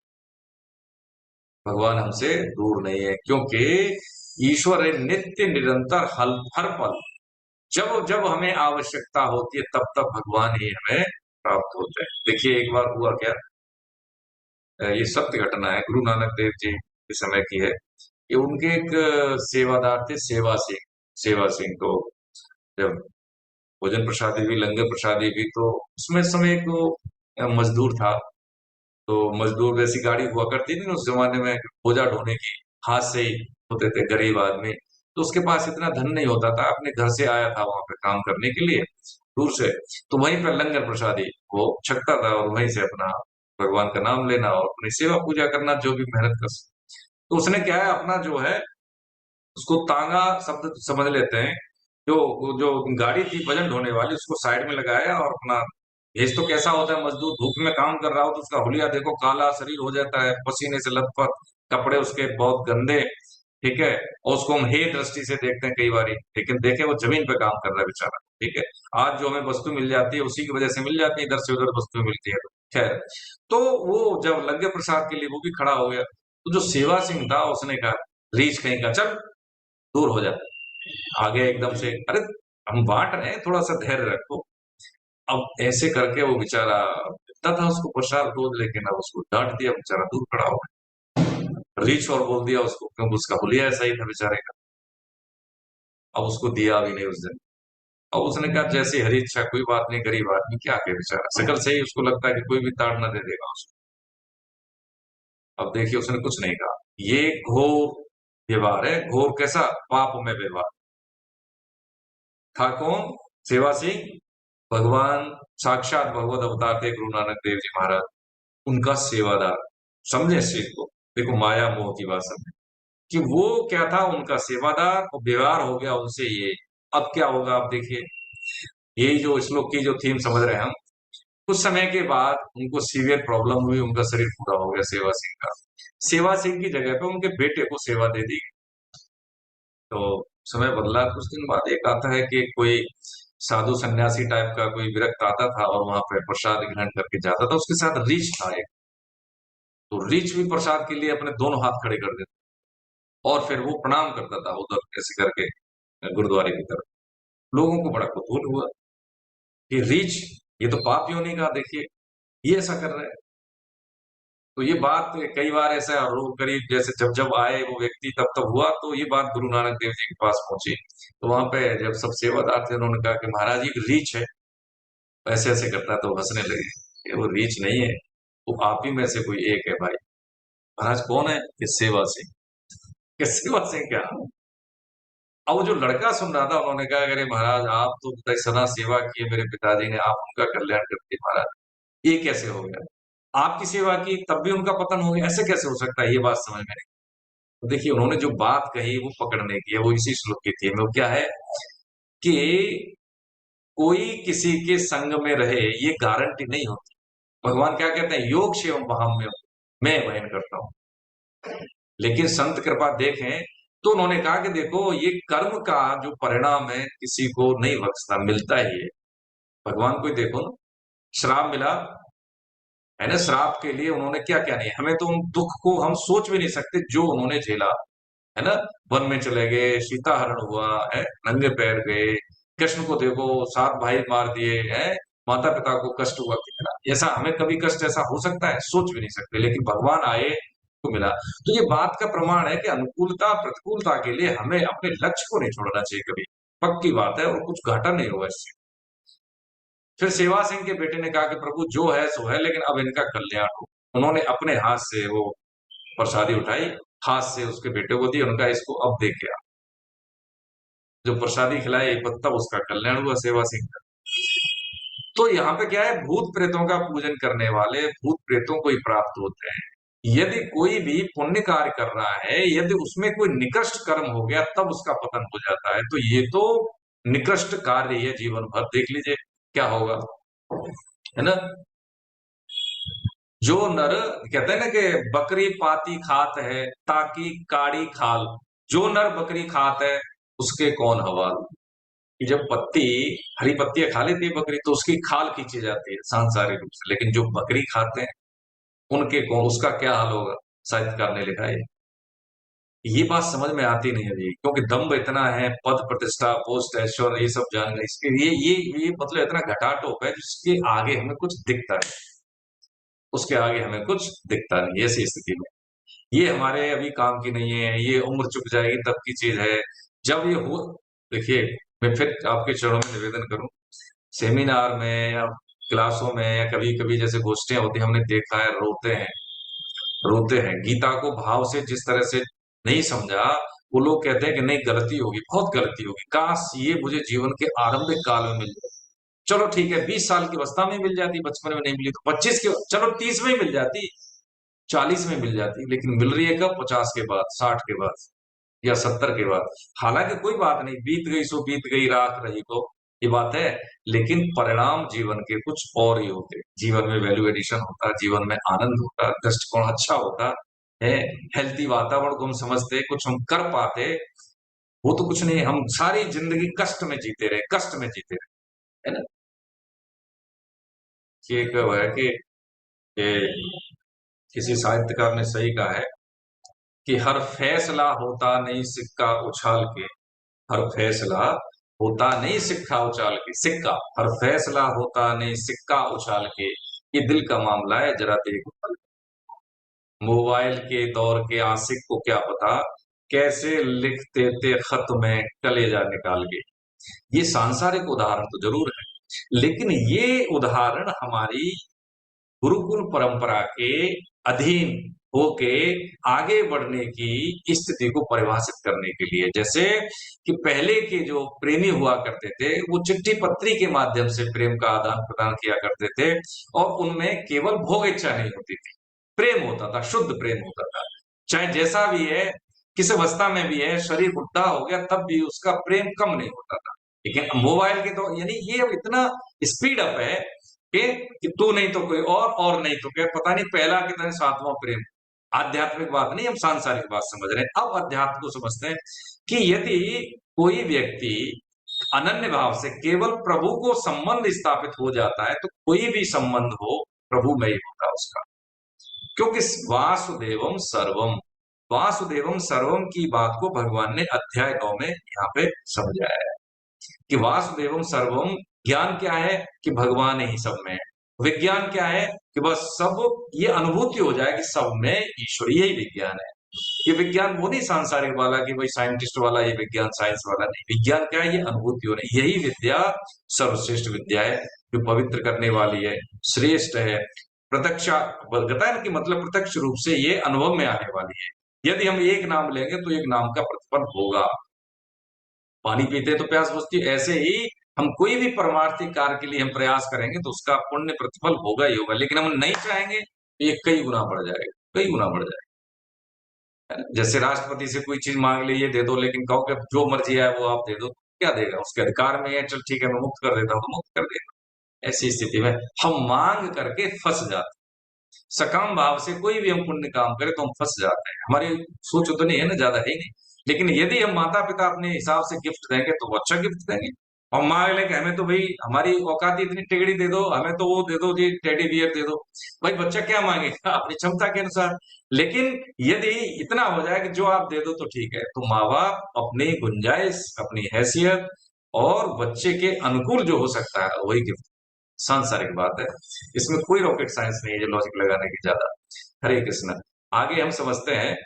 अब देखिए 26वां श्लोक, ये बहुत बढ़िया श्लोक है, ये अध्याय की, इस अध्याय की जान है, ठीक है, आत्मा है। ये वो भाव है जिस भाव से हम कभी पूजन करते हुए किसी को भी देखते हैं ना तो प्राय हम दोष दृष्टि रख लेते हैं, लेकिन उससे, उस प्रेमी से, उस रसिक जन से पूछिए कि वो देखता क्या है वृंदावन जाके, है जब वो लाडली जी को या श्यामा जी को भोग लगाते हैं या कन्हैया को इस साकार रूप में वो समझते हैं और उनके साथ खेलते हैं, वो स्थिति निर्मल हृदय वाला ही समझ सकता है। और यही भगवान ने यहाँ पे सबसे सरल, बहुत छोटा उपाय, और ऐसा उपाय लिफ्ट वाला बताया। एक तो होता है सीढ़ी चढ़ने वाला, एक होता है लिफ्ट वाला। तो लिफ्ट वाला क्या है कि उसमें जिसका पैर ठीक नहीं, जिसकी टांग टूटी हुई है वो भी वहीं पहुंचेगा, और जो सीढ़ी से जा रहा है कहता है कि मैं अपने बल पे जाऊंगा, हाँ ठीक है तू भी जा, तू हांफेगा, तू फिसल भी सकता है। लेकिन जिसका पैर ही नहीं काम कर रहे या जिसके पैर काम कर रहे लेकिन मैं तो लिफ्ट से जाऊंगा, पहुंचेगा, वो भी वो आराम से पहुंचेगा, मस्ती के साथ पहुंचेगा, वो एसी में है, पंखे की हवा लेते हुए पहुंचेगा। अब तू सीढ़ियों से जाएगा, पसीना तरबतर हो जाएगा, लेकिन ठीक है तुझे अपने चलने पे इतना घमंड है तो ठीक जा। ऐसी स्थिति है। 26वां श्लोक पढ़े कोई? हाँ, केतकी जी, हरे कृष्ण, प्रणाम, पढ़िए। हरे कृष्ण सर। हरे कृष्ण, पढ़िए। पत्रम पुष्पम फलम तोयम यो मे भक्त्या प्रयच्छति तदहं भक्तयुगप्रदं मश्नामि प्रयतात्मनः। सर माफी चाहती हूँ सर इसके लिए। क्या कह रहे हैं? हाँ सर मैं हिंदी का करती हूँ सर, हिंदी में पढ़ती हूँ। हाँ कोई बात नहीं, पढ़े। जो भक्त पत्र पुष्प फल जल आदि यथासाध्य एवं अनायास प्राप्त वस्तु को प्रेम पूर्वक मेरे अर्पण करता है, हम्म, उस उस मुझ में तल्लीन हुए अंतःकरण वाले भक्त के द्वारा प्रेम पूर्वक दिए हुए उपहार भेंट को मैं खा लेता हूँ, अर्थात स्वीकार कर लेता हूँ। हरे कृष्ण सर। देखिए बहुत बढ़िया, हरे कृष्ण। कोई बात नहीं, आपकी रुचि है, देखो गीता में संस्कृत आए ना आए, भाव समझ में आ रहे हैं, कोई फर्क नहीं पड़ता, है ना। हम पूड़ी खा लें या रोटी खा लें, अंत में भूख ही शांत होनी, कोई फर्क नहीं। पत्रं पुष्पं फलं तोयं यो मे भक्त्या प्रयच्छति तदहं भक्त्युपहृतम् अश्नामि प्रयतात्मनः। ये कह रहे हैं, जो भक्त पत्रम, पत्र यानी पत्ता, पुष्प फूल, फलम यानी फल, तोयम यानी जल, यो में भक्त्या प्रयच्छति आदि जो भी यथासाध्य। यथासाध्य का मतलब है ऐसा नहीं हम तो गाय 56 भोग, हमारे पास तो मिठाई, भगवान को कहते हैं अरे वो क्या होती है कटी हुई मिश्री या दाने जो आते हैं वैसे गोल गोल सफेद सफेद, उसका भोग लगा दिया, ये ऐसा नहीं चलेगा जी। है अनायास प्राप्त वस्तु यानी जो प्राप्त है, हमारी सामर्थ्य नहीं है ना, को प्रेम पूर्वक, प्रेम से मेरे अर्पण करता है। अर्पण का मतलब क्या है? जो अर्पण का मतलब है ये भाव हो कि प्रभु ये दिया हुआ आपका ही है, मैं कुछ अलग से नहीं दे रहा, ये अर्पण है। मैं भोग लगा रहा हूं, मैंने इतना है तो ये विदुरानी के छिलके खाए केले के 56 भोग त्याग दिए दुर्योधन के, क्योंकि उसमें अहम था। बस उस मुझ में तल्लीन हुए अंतःकरण वाले भक्त के द्वारा प्रेम पूर्वक दिए हुए उपहार यानी भेंट को मैं खा लेता हूं, मैं स्वीकार कर लेता हूं। अब कहेंगे देखो जी ठीक है, हम तो भोग लगाते हैं, भगवान कम तो होता नहीं, वो दृष्टि भोग होता है। लेकिन जब भावनाएं इतनी होती नहीं तीव्रकारी हो जाती हैं, देखिए एक नाथ जी के यहाँ भगवान ने सेवा की उनकी, उनका शिष्य बन के कहें या उनका सेवक बन के सेवा की, तो वे किसी, शायद मैंने सेवा आपको निवेदन भी किया है, किसी महान भक्त को उनको बताया कि आपको साक्षात दर्शन करने हैं, तो एक नाथ जी महाराज के हमें शिखंडिया जी के रूप में हूं, आप आ जाओ। तो गए उनकी कुटिया में, उन्होंने कहा महाराज हमें भगवान के दर्शन करा दो। तो उन्होंने कहा कि भगवान के ये लो विग्रह। तो उन्होंने कहा नहीं नहीं ये नहीं है विग्रह की, नहीं आपके यहाँ तो साक्षात भगवान है, साक्षात भगवान। अरे क्या आपकी सेवा में है वो भगवान ही तो है कि वो शिखंडिया के? हाँ। कह रहे वो तो नदी में पानी लेने के लिए गया है। अरे वो भगवान देखो तो सही। जब वो दृष्टि से एक नाथ जी ने देखा तो वो साष्टांग प्रणाम पैरों में पड़ गए, प्रभु आप कहाँ, हमारी तो तब कई साल से आप सेवा में। कहने का मतलब ये है कि मैं खा लेता हूँ, स्वीकार कर लेता हूँ, ये तो बहुत छोटी चीज है। माधव दास बाबा की सोच भरी लंगोटी साफ करना, ये अभी की बातें हैं, कोई ज्यादा पुरानी बात नहीं है ना। लेकिन ये हमें स्वीकार नहीं होती, किसके कारण? क्योंकि देह भाव के कारण। देह भाव क्या? सांसारिक दृष्टिकोण का जो लेना और देना है, देखना और सुनना है, ऐसे ही हम भगवान को समझते हैं। इंद्रियातीत नहीं, इंद्रिया के अंदर ही अंदर, इंद्रियों के माध्यम से उनकी हम गणना करते हैं, बस यही दोष है। इंद्रियातीत का मतलब है वहां पहुंचे नहीं ईश्वर की, वहां किसकी पहुंचे? भाव की। क्योंकि यही भाव देह, देह भाव नहीं जाता, भाव देह ही हमें लेके जाता है आगे, और इसी भाव से हम वहां पहुंच सकते हैं, भाव ही भगवान तक पहुंचते। लेकिन भाव को तो हम रखते नहीं, देह भाव को पहले रखते हैं कि मैं कर रहा हूं, मैं वृंदावन आया हूं, मैं सेवा कर रहा हूं, मैं इतना दान पुण्य कर रहा हूं, ये देह भाव है। भाव क्या रहेगा कि प्रभु जो कुछ दिया हुआ है कि रंग बिरंगे फूल पौधे हैं, जो रंग बिरंगे हैं, जो आपकी वस्तुएं हैं, विभिन्न तरह की जो संसाधन है, वो सब आप ही के दिए हुए हैं प्रभु। आज जो हमें ब्रह्मास्त्र दिख रहा है, आज जो हमें जो मिसाइलें दिख रही, पहले अग्नियास्त्र हुआ करते थे हमारे ऋषि मुनियों, ये सारी स्थिति परिस्थिति जो हम समझ रहे हैं, वो समझने के लिए हमें शास्त्र अध्ययन जरूरी है। जब तक कि हमारा ये होता है ना, ये सीपीयू संतुष्ट नहीं होता तो ठीक है भैया पढ़ ले, लेकिन समय बहुत कम है मनुष्य के पास। यदि उसका श्रद्धा है, विश्वास है, प्रेम है, भगवान के प्रति अनुराग है, तो कह रहे हैं कि मैं उस भेंट को खा लेता हूँ, स्वीकार कर लेता हूँ, है। जो भी है। यथासाध्य का मतलब जो मेरे पास है, ऐसा नहीं हमारे पास है लेकिन भगवान को ये नहीं है, जो यथासाध्य है हमारे पास जो है, और अनायास, ये कुछ भी नहीं है तो हम अपने कर्तव्य कर्म को भी आगे भी भगवान बताएंगे, ठीक है ये से मेरा भी तू पूजन कर सकता है, ऐसा भगवान ने बताया। आगे 27वें श्लोक में भगवान बता रहे हैं कि यदि कोई अकिंचन है, कैसा, जो तू कुछ करता है तेरे पास कुछ नहीं है, मान ले कुछ भी नहीं लगता कि तेरे पास ऐसा है जो मुझे को अर्पण कर सके, तो जो कुछ तू भोजन करता है, जो कुछ यज्ञ करता है, जो कुछ दान देता है, जो कुछ तप करता है, वो सब मेरे को अर्पण कर दे। क्या? अब ये इसका मतलब क्या है कि जैसे हमने कोई वस्तु किसी को दान दे दी, जैसे हम अपनी कन्या की शादी कर देते हैं तो कन्या पे हमारा अधिकार नहीं होता। तो भगवान क्या कर रहे हैं, ये देखिए संबंधों से विच्छेद करा रहे हैं जीव का। कैसे करा रहे हैं? तू जो कुछ कर रहा है, अच्छा बुरा जो भी है, अब बुरा हम क्यों नहीं भगवान को अर्पण कर सकते? क्यों? गेस्ट आता है कोई, मान लीजिए, तो हम उसको, हमारे पास चाहे खाने के लिए साधारण खाना हो, लेकिन इसके लिए हम क्या करेंगे, गेस्ट के लिए हम उसके लिए करेंगे विशिष्ट खाना बनाएंगे, ठीक है। तो ऐसे ही भगवान को हम निकृष्ट कर्म तो दे नहीं सकते, लेकिन जो कुछ भी हम कर्म करते हैं अपनी दृष्टि में अच्छा, वो सब भगवान को हम दे सकते हैं। जो भी हमारे पास भोजन है उसका भोग प्रसादी है, भोग लगा के खाए। और यज्ञ का मतलब क्या है? जो भी हम कर्तव्य कर्म कर रहे हैं तो सब भगवान के लिए, माता पिता की सेवा, बच्चों की सेवा, पत्नी की सेवा, समाज की सेवा, प्रभु का ही समझ के कर रहे हैं। आप ही के जन है, आप ही का काम कर रहा हूँ प्रभु, आपका काम आपके लिए। तो जब हमने जितने भी शुद्ध कर्म है, जो भी हम दान दे रहे हैं, जो भी तप कर रहे हैं, स्थिति परिस्थिति में हमारा जो कर्तव्य कर्म से हम विचलित न हो, यही तप है। तो दान भी दे रहे हैं, कुछ भी याज्ञिक कर्म कर रहे हैं, वो सब भगवान को दे रहे हैं। मेरा कुछ नहीं, आप ही का था, संसाधनों का सदुपयोग करते हुए आप ही को अर्पण। और मैं भी तो आपका ही हूं, तो ये हो गया समर्पण।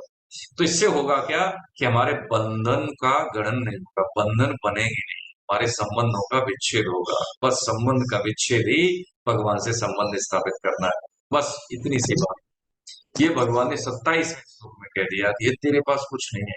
चल ठीक है, तुझे लगता है कि मैं क्या दूं, मेरे पास नहीं है ऐसा चीज के, कोई कहे कि भाई तुम्हारे पास धन नहीं है तो भगवत प्राप्ति नहीं होगी, पुण्य कर्म के लिए भी तो धन चाहिए, ठीक है कोई बात नहीं, नहीं है तो मानसिक दान भी होता है। मानसिक दान कैसे? मेरे पास कुछ नहीं, मैं किंचन हूँ, प्रभु को भोग लगा रहे हैं, लड्डू का भोग लगा रहे हैं, प्रभु थाली है मेरे पास। मानसिक का मतलब कल्पना कर ली, इसमें बहुत सारे लड्डू रखे, आप उसमें का पान करिए, ठीक है, मैं सेवा में हूँ आपको। इसको कहते हैं मानसिक सेवा के। मानसिक सेवा, मानसिक सेवा जैसे ये गला है ना, ये गर्म रहना चाहिए। गर्म का मतलब है नित्य निरंतर भगवान नाम रहना चाहिए, तो उसके अलावा कुछ सोच में आएगा ही नहीं। जो कुछ आएगा पहले भगवान को अर्पण करेंगे। कर्म कर रहे प्रभु आप ही है। कर्म, ये स्थिति वो है सांगोपांग कि इससे बच के कोई रह ही नहीं सकता। इससे उससे जैसे होता है ना कि बुरे व्यक्ति से निकृष्टि कर्म होते हैं, ऐसे ही उसकी आदत में आ जाएगी अच्छाई। फिर कैसी अच्छाई? अच्छाई का मतलब है भगवताकार वृत्ति उसकी आदत में आ गई, ठीक है।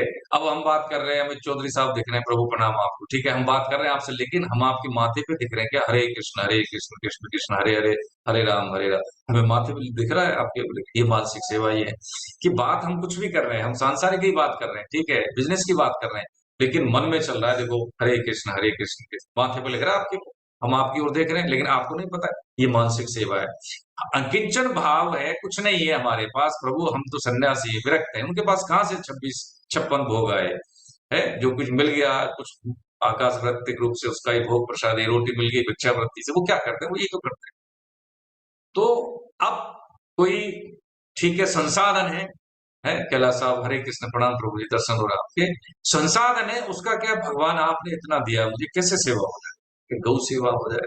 बहुत से देखिए विद्युत जन जो, अब देखिए आएगा नहीं, मैं तो अनुभव की बात इसमें बहुत सारे देखिए, नाम नहीं लूंगा वो तो चिढ़ जाएंगे नहीं तो, ठीक है, कि करके देख ले, करके देख ले, जो है उसमें से कुछ नियमित दान गौ ग्रास के लिए निकालें, कभी भी दरिद्रता पास नहीं आएगी। ये सांसारिक बात समझ रखिए, लेकिन इससे भी कल्याण होता है, बच्चों का अच्छा पोषण होगा, संसाधन ज्यादा होंगे तो उनको अच्छा वातावरण दे पाएंगे।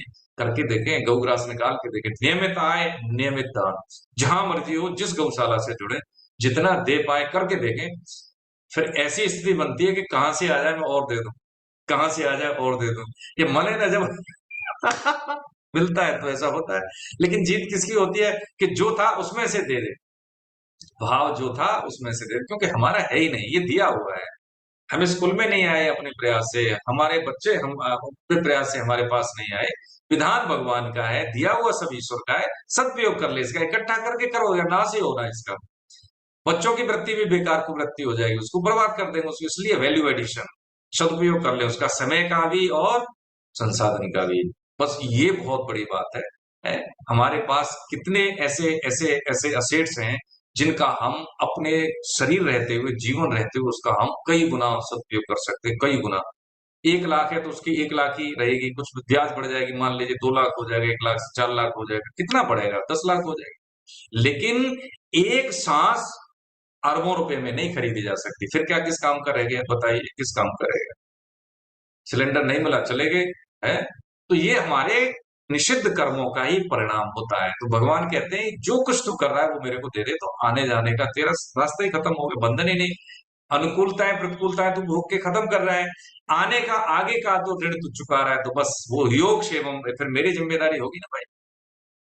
ये जो जीवन है, ये जीवन देखिए, करोड़ों जन्मों के संस्कार, चाहे अच्छे हो या बुरे, उसका नाश करने के लिए काफी यही जीवन। एक पल बिगड़ी जन्म होने की सुधरे अभी आज अभी, है ना, है। और होए राम को नाम जब तुलसी तज, यानी हम ये करें। आगे देखो 34वें श्लोक, उसमें बताएंगे अभी भगवान 30-32वें श्लोक में कि हम कितने दुराचारी हो, सांगोपांग दुराचारी हो, तब भी कोई फर्क नहीं, यह दृढ़ निश्चय हो जाएगा, अब आगे नहीं होगा प्रभु। तो भगवान कहेंगे उसका योग, उसको तो साधु ही समझ, इसी में है। ये जो अध्याय है 9, यहाँ से रहस्य शुरू हो रहे हैं। आप देखिए, क्लास में निरंतरता हो, नियमितता हो और श्रद्धा हो। पक्की बात है प्रभु जी, मैं तो संतों के आश्रय में, भगवान के आश्रय में पूरी जिम्मेदारी के साथ कहता हूँ, ऐसा परिवर्तन आएगा, ऐसा जीवन में परिवर्तन आएगा तो नहीं सकता। और एक बात और देखिए, ये जो हमारा, ये जो हम सब मिलके जो गीता का अध्ययन करते हैं, इसमें कोई भी आडंबर नहीं है, न व्यक्ति पूजा है, न कोई धन का ऐसा कोई इसमें मीडिएटरशिप है। ये क्या है, समय का सदुपयोग है। आप जैसे ही है भगवत भक्त, आप जैसे शुद्ध भाव के लोग इकट्ठे होके भगवान का स्मरण करते हैं। अब देखिए, ये 5 साल से ज्यादा अच्छे से चल रहा है। उस हिसाब से मैं देखूं तो मेरा जो छोटा मोटा अनुभव है, जैसा मैंने संतों से देखा है, सीखा है, आप में से ही, जैसे होता है ना 100 क्लास 100 है बच्चे, उसमें से कितने परसेंट भगवताकार वृत्ति के लिए जो परसेंटेज हमारी छोटे से प्रयास से आ रही है ना, बहुत अच्छी परसेंटेज आ रही है, बहुत अच्छी परसेंटेज आ रही है उसमें। वो जहां जहां जाते हैं वहां वहां वातावरण नहीं लगता है। बोलते नहीं ऐसे लोग, आप करके देख लें, उनमें से आप भी एक हैं, ऐसा नहीं आप नहीं है। हाँ, प्रयास यदि हमारे ईमानदारी से नहीं है, प्रश्न हमारे प्रयास के अनुसार नहीं है, यदि भाव हमारे हैं लेकिन भाव के अनुसार हमारी अभिव्यक्ति नहीं है, हमारी चेष्टाएं नहीं है, तो देखिए, विचार केवल विचार में, व्यवहार में नहीं है, तो विचार को लग रहा है, कोई मतलब नहीं बनता उसको।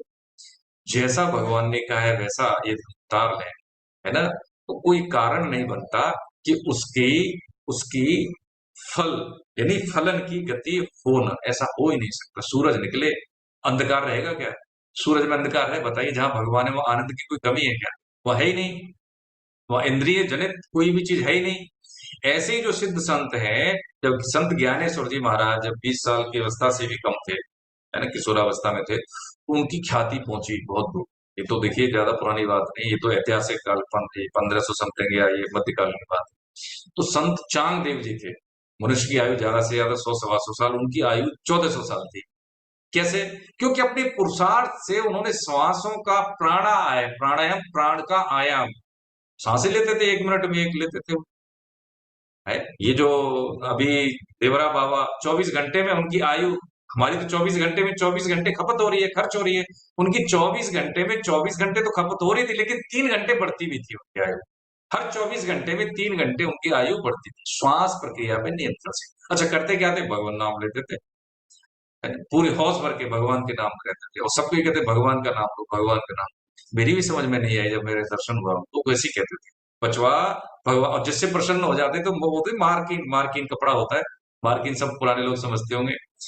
उसमें वो मखाने और वो होती है सफेद सफेद वाली जो होती है दाने, वो देते, ले बचवा और ले, एक कई बार फेंकते थे उसको, ले और ले और ले और ले।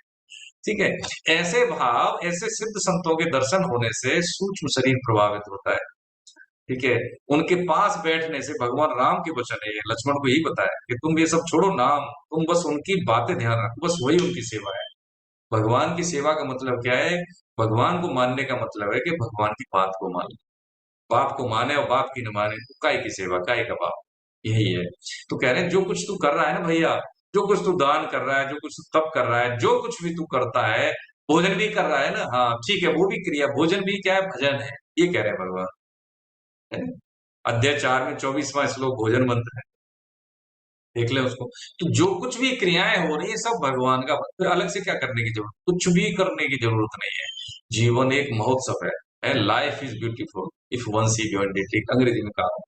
जीवन बहुत सुंदर है, दुखालय है, हाँ किसके लिए? कामी के लिए, सकाम भाव के लिए, लेकिन बहुत ब्यूटीफुल, सुंदर क्यों है? कि इससे भगवान की प्राप्ति होती है, इससे सुंदर क्या होगा? इस शरीर से भगवत प्राप्ति हो जाए, इससे ज्यादा बढ़िया और क्या बात है? बस यही चीज समझने की है भाई साहब, बहुत कुछ समझने की नहीं। प्रभु जी बारंबार चरणों में यही निवेदन, बारंबार आप जैसे देखिए भगवत जन है, जिनकी वृत्ति है, जिनको अच्छा लगता है भगवान की वाणी को सुनना, अच्छा लगता है, जितनी बार सुनेंगे उतने नए भाव आएंगे, जितनी बार सुनेंगे। हमारे जो अनंत प्रश्न है, इतने प्रश्न नहीं है हमारे सारी जिंदगी में जितने इसमें समाधान है। एक बात और, विश्व में करीब 7.5-8 अरब जनसंख्या मान लें, 8 तो नहीं लेकिन कम है, 7.5 अरब मान लें। हम कितने लोगों से बंधे हुए, कितने लोगों को जानते हैं? बहुत कम है। 140 करोड़ हम हो गए भारतीय, कितने लोगों को जानते हैं? बहुत कम, 100, 50, 500, 1000, 2000। तो ये इस बात का प्रमाण है कि हम अधिकतम तो हम विरक्त, संबंध मुक्त हैं, अधिकतम। बहुत कम से हमारा संबंध, उन जिनको जानते हैं, पहचानते हैं, उनमें से भी बहुत कम खास लोग हैं जिनसे हम ज्यादा जुड़े हुए हैं। जिनका अच्छा होता है तो हम भी अच्छा समझते हैं, जिनका बुरा होता है तो हम भी बुरा अपने आप के साथ समझते हैं। वो अपने सर्कल में पहले घेरे में आते हैं। अब इसको समझ लेना है कि इनका हम, अच्छा इसको कैसे दूर हो? हम ऐसे दूर हो कि इनकी सेवा कर रहे हैं, हाँ बिल्कुल सेवा करें। पति है, पत्नी है, बेटा है, माता है, पिता है, मित्र है, भाई भौजाई, सब जो भी है, चाहे नहीं, कुछ नहीं चाहे, करें या हमारे लिए नहीं करें, मेरा क्या है बस। न तो कभी धन की कमी होगी, न कभी प्रेम की कमी होगी, न कभी हृदय में है आनंद की कमी होगी, और न कभी सुहृदय वातावरण जो मिलता है भगवान का उसकी कमी होगी। मिलते ही रहेंगे, अच्छे संत मिलते रहेंगे, संसाधन मिलते हैं, कभी कमी नहीं होगी। आश्रम में जहाँ पे देखिए लंगर प्रसाद चलते हैं, हम सबकी दृष्टि में होंगे, वहां पे देखते हैं कि इतना आज ही करेंगे, कल कल के लिए छोड़ देते, कभी नहीं कोई सोचता। जो है जितने सबके लिए भोजन आज बनेगा, कल के लिए रहे न रहे, वहां कभी ये नहीं सोचा जाता कि 10 लोग आएंगे तो क्या होगा। लेकिन हम सारी जिंदगी संग्रह करते हैं बेस्ट से बेस्ट देने के लिए। कोई आ जाए तो उसकी बेस्ट से बेस्ट सेवा हो, लेकिन 10 लोग अचानक आ जाए तो हम दाएं बाएं देखते हैं, है बाजार जाने की सोचते हैं। कारण क्या है? क्योंकि हमारी छोटी सोच है, इसलिए ये दिक्कत है। तो भगवान कह रहे हैं जो कुछ तू करता है, भोजन ही कर रहा है ना, तो छोड़ छोड़, खाना खा रहा है, हाँ वो वृत्ति ही मुझे दे दे। कि तू क्या कर रहा है? शरीर को पुष्ट कर रहा है। शरीर क्या है? मेरा है, मेरा दिया हुआ है, ऐसा मान ले। तो तू मेरा ही काम कर रहा है ना, तो उसको पुष्ट कर रहा है, व्यायाम कर रहा है, हाँ इसको पुष्ट कर रहा है? जो पति की सेवा, हाँ ठीक है, भगवान पति रूप में आए हैं, भगवान पत्नी रूप में है, भगवान है पुत्र रूप में, भगवान पुत्री के रूप में, माता पिता के, सब तो ईश्वर है, अलग कुछ है ही नहीं। तो फिर कहते हैं भगवान उससे छुपूंगा क्या? कभी नहीं छुप सकता। तो सब मेरे अर्पण कर दे। तो उसका यही जीवन तेरा अंतिम जीवन है, यही भगवान अध्याय 6 में कह के आए कि मेरी तरफ से ये अंतिम जीवन है, मनुष्य जीवन अंतिम जीवन है। हम क्या करते हैं? बस खुजली खुजाने लग जाते हैं। तो जो दरवाजा मिला हुआ है वो बस हम उसको देख नहीं पा रहे, और आया दरवाजा, खुजली सुख में आ गई कि बस ये धन इकट्ठा, पद प्रतिष्ठा है, मेरा नाम, मेरा कुल, ये सब हो गया काम, बस जीवन इसी में चला गया। जो आए थे हरिभजन को होटल लगे के पास, देखिए दादू दयाल जी के शिष्य हुए रज्जब, ठीक है, राजस्थान के है, कैलाश साहब, है ना। तो जब दादू दयाल जी ने, रज्जब जी के शिष्य थे, तो उन्होंने शादी करने के लिए वो बारात में बैठ गए, दूल्हा जाता है ना बारात में, ये तक हो गई। ये उनको पता लगा, अब गुरुजी उन्होंने कहा ये तो सिद्ध संत बनेगा, ये क्या कर रहा है। अब सांसारिक रूप से देखा जाए तो ये दृष्टिकोण बड़ा गलत है कि किसी की शादी हो रही है और कैसे संत हो, आपने तो उसको रुकवा दिया, लेकिन उन्होंने रुकवाया। कि उनको पता है कि इसकी दृष्टि में क्या है, ये क्या करने वाला है, क्या कर रहा है। तो उन्होंने बोला, रज्जव ते गज्जब किया है, रज्जव ते गज्जब किया, सिर पर बांधा मोर है, आया था हरि भजन को, करे नरक की ठौर। उसको बोला, किसको? रज्जव जी को, दादू दयाल जी। दादू दयाल जी ने क्या बोला, रज्जव जी ने अपना जो फिर वहां पे देखिए, अब ऐसे व्यक्ति को क्या लॉन्चिंग पैड होता है ना, लॉन्चिंग मतलब वहां से बस क्या उसको टेक ऑफ करने वाली बात थी, बस यही बात उनकी लग गई। हमारे लिए तो कुछ नहीं, हमने तो ऐसे ही पढ़ दिया, हमें तो कुछ नहीं हुआ, लेकिन उनको हो गया था क्योंकि वो जमीन तैयार थी। हृदय की स्थिति उनकी ऐसी निर्मल थी कि उन्होंने वहीं पर प्रणाम किया, मोर को उतार के, भैया क्षमा करना, मेरे गुरु ने जो कहा है वही मुझे करना है, क्योंकि मैं तो बह गया। ऐसी स्थिति में जब एक थे ना, एक भक्त नहीं, संसारी थे, वो अपनी पत्नी से बहुत प्रेम करते थे, बहुत ज्यादा, और इतना प्रेम करते थे कि वो उसको बगैर देखे रहते नहीं थे। अगर पत्नी कभी जा रही है तो क्या वो छाता लेके उल्टा चलते थे, ताकि उसकी दृष्टि और मेरी दृष्टि में उसके चेहरे को देखता रहा, कितना पत्नी से प्रेम था। तो माधवाचार्य जी की वहां से टोली निकली, उन्होंने देखा कि ऐसे कोई व्यक्ति इस तरह से जा रहा है किसी स्त्री के सामने, और जो तांगे पे बैठे हैं तो तांगे के कोने, जैसे वो पीछे बैठी है लेडीज उनकी पत्नी, तो सामने कोने पे बैठी, तो देखते हुए जा रहे। उनके परिकर ने बोला, महाराज एक आज हमें ऐसा कोई पत्नी प्रेमी मिला है, दंग रह गए हम तो देख के। कौन? कि ऐसे ऐसे था, वो पत्नी जा रही है तो उल्टा चल रहा था, लेकिन बिना देखे रह नहीं पाता एक पल। कि अच्छा, अरे लाओ ऐसे व्यक्ति को। कि महाराज ऐसा क्यों? कि हाँ, कि उसने सारी जीवन के प्रति जो कामना आसक्ति थी, उसने एक वस्तु में आ गई, यानी पत्नी में आ गई उसकी। अब वहां से तो एक एक जगह से उसका बंधन काटना तो बहुत सरल है ना। हमारी तो बहुत आसक्ति पड़ी है धन में, कभी इसमें कभी इसमें कभी उसमें, तो बड़ा मुश्किल होता है। लेकिन इस व्यक्ति के लिए तो संसार के संबंध सब गौड़ हो गए ना, केवल पत्नी के प्रति आसक्ति है। अब एक जगह से जुड़ा हुआ है, तो यहां से तो मैं आसानी से काट सकता हूँ, लेके आओ इसका उद्धार हो जाएगा। लेके गए तो उन्होंने पूछा कि भाई हमने सुना है, कैसे? कहा महाराज इसमें क्या है, देखो अब जो काम बोलना है जल्दी बोलो, हमें देर हो रही है, हम आ गए, आप इतने बड़े संत हो, जो काम बताओ हम निकले, हमें तो अपनी पत्नी के बगैर हमें एक पल नहीं रह सकते। अच्छा ठीक है, तो छाता, हाँ छाता मेरे साथ रहता है, मैं नहीं रह सकता उसके बगैर। फिर ठीक है, हम उससे ज्यादा बढ़िया सुंदर चीज दिखा दें तो करे, महाराज ऐसा हो ही नहीं सकता, उसकी आसक्ति तो उसी में। तो देखिए सिद्ध संत थे, उन्होंने क्या किया, देखिए जो समस्त प्रकृति के अधीन है, सृष्टि के नियंता भगवान श्री कृष्ण का बाल रूप सुंदर दर्शन करा दिया उन्होंने, देखता ही रहे। छतरी छाता पत्नी सब छूट गई उसकी। वही वो देखिए, अब यही होता है कि निर्बल, अब जरा सा उसका बंधन था, क्या था कि सुंदर बहुत है मेरी पत्नी, सुंदर बहुत, वो सुंदरता का, बताइए जहां से वो सुंदरता मिली है वो सुंदरता के समुद्र, उसका दर्शन हो जाए तो उसकी स्थिति क्या होगी। ये तो शरीर समय के अधीन है, शरीर समय के अधीन है, धीरे धीरे इसका क्षरण होता है। जो युवावस्था में है वो पूर्णावस्था में नहीं, जो पूर्णावस्था में वो वृद्धावस्था में नहीं, उसके बाद तो देहांतर अवस्था है ही। ऐसे ही भगवान यहाँ पे कह रहे हैं कि जो कुछ भी है, अब जितने भी मात्रा में हमारे संबंध हैं, जितने लोगों को जानते हैं, उपस्थित जन समुदाय में से हम कम लोगों को जानते हैं।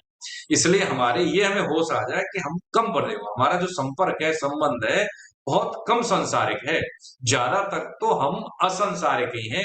भगवान की ओर ही हम ज्यादा हैं, हम ज्यादा जीना चाहते हैं, है, हम ज्यादा, सबसे ज्यादा सर्वश्रेष्ठ बनना चाहते हैं। ये सब क्या है? भगवान के तो गुण है। जैसा पिता वैसा ही होता है ना। कई बार, हाँ अमित जी दिख रहे हैं आपके पिताजी को, हाँ मैंने देखा है, ऐसा ही दिख रहा है, आपकी शक्ल ऐसी दिख रही है। अच्छा, उनमें भी यही आदत है, यानी आप जिनके बच्चे हैं उनके गुण आप में हैं। यदि लगता है ना कई बारी कि ये बेटा देखो उनका ऐसा है, तो दिखता है। ऐसे ही हम उन जिनके अंश हैं, उनका अंश ही के हम अंश हैं, तो वो गुण हमारे में रह गई। क्यों रहेगा? क्योंकि भगवान सब समय है, उनका कभी जीव का कभी नाश होता है? नहीं होता। इसलिए हम हमेशा जीना चाहते हैं, हम हमेशा सबसे सर्वश्रेष्ठ रहना चाहते हैं, क्योंकि सर्वश्रेष्ठ तो वही है, वो अंश है भगवान, उन्हीं के हम अंश है। तो जो जो उनके गुण है वो गुण हम में भी है। तो भगवान ने जीवपना को हटाने के लिए ये जो युक्ति बताई, बहुत सरल युक्ति बताई, कि तेरे पास कुछ हो न हो, लेकिन जो भाव ही अगर तू मुझे दे देगा, यही भाव मेरे तक पहुंचा देगा। ऐसा भगवान ने 27वें श्लोक। हरे कृष्ण। आगे 28वां कोई पढ़े? हरे कृष्ण प्रभु, हरे कृष्ण। हरे कृष्ण, हरे कृष्ण। जी प्रणाम, हरे कृष्ण। इस प्रकार मेरे अर्पण करने से कर्म बंधन से और शुभ विविध और अशुभ निषिद्ध संपूर्ण कर्मों के फलों से तू मुक्त हो जाएगा। ऐसे अपने सहित सब कुछ मेरे अर्पण करने वाला और सबसे सर्वथा मुक्त हुआ तू मुझे प्राप्त हो जाएगा। हरे कृष्ण। हरे कृष्ण। अब देखिए इसमें कह रहे हैं भगवान, इस प्रकार मेरे अर्पण करने से कर्म बंधन से और शुभ भेद यानी शुभ कर्म हो या अशुभ यानी निषिद्ध संपूर्ण कर्मों के फलों से तू मुक्त। ये भगवान ने युक्ति बताई। क्रिया होती है और एक होता है पदार्थ, ये दो ही चीज तो होती है संसारिक। ठीक है, एक क्रिया भी और पदार्थ भी दोनों ही ये अपराध हो गए ना। ऐसे अपने सहित सब कुछ मेरे अर्पण करने वाला और सबसे सर्वदा मुक्त हुआ तू मुझे ही प्राप्त होगा। मामो पैश्यसी विमुक्तो मामो पैश्यसी, ऐसा भगवान ने यहाँ पे कहा। इसके बारे में हम चर्चा कर चुके हैं, इसमें कोई अलग से अलग कुछ है नहीं है। तो ये अर्पण करने की बात करके भगवान ने ये बताया कि यदि कोई भी क्रिया भी हो रही है, कोई भी जो पदार्थ है, ये सब तो मेरे को, चाहे वो पदार्थ हो चाहे वो क्रिया हो, मेरे ही निमित्त मेरे को अर्पित कर देगा तो तू शुभ और अशुभ दोनों से ही बस मुक्त। जब शुभ अशुभ दोनों से ही मुक्त है तो जो प्रारब्ध, जो डिपॉजिटरी बनी है थ्योरी ऑफ कर्मा में जो हमने समझी थी, जो प्रारब्ध की जो डिपॉजिटरी है, जो हमारी है ना बंद है, थैली है बंद, शरीर में जो अब अनुकूल प्रतिकूल आ रही है वो तो अभी भी खत्म हो रही है, लेकिन और भी करोड़ों जन्मों के संस्कार जो संग्रह है वो भी नष्ट हो जाते हैं इससे। ये भगवान के आश्रय में नष्ट हो सकते हैं, बाकी कोई सृष्टि में उपाय नहीं है कि उस डिपॉजिटरी को कोई नष्ट कर दे।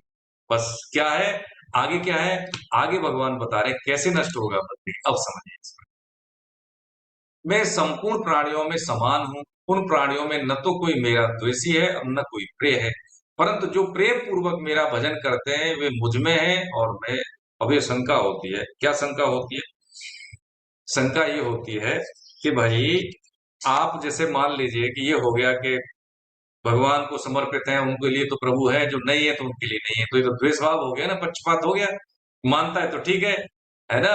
अमित जी की हम तारीफ करें तो अमित जी ठीक है, नहीं तो नहीं करेंगे तो अमित जी हमारी बात नहीं मानेंगे, भाई ठीक है। तो ऐसा थोड़ी हो गया, ऐसा नहीं। तो कह रहे हैं कि भाई देखो अमित जी मुझे दिख रहे हैं ज्यादा, इसलिए मैं नहीं करना दे रहा हूँ, बाकी प्रणाम आप सबको, ठीक है।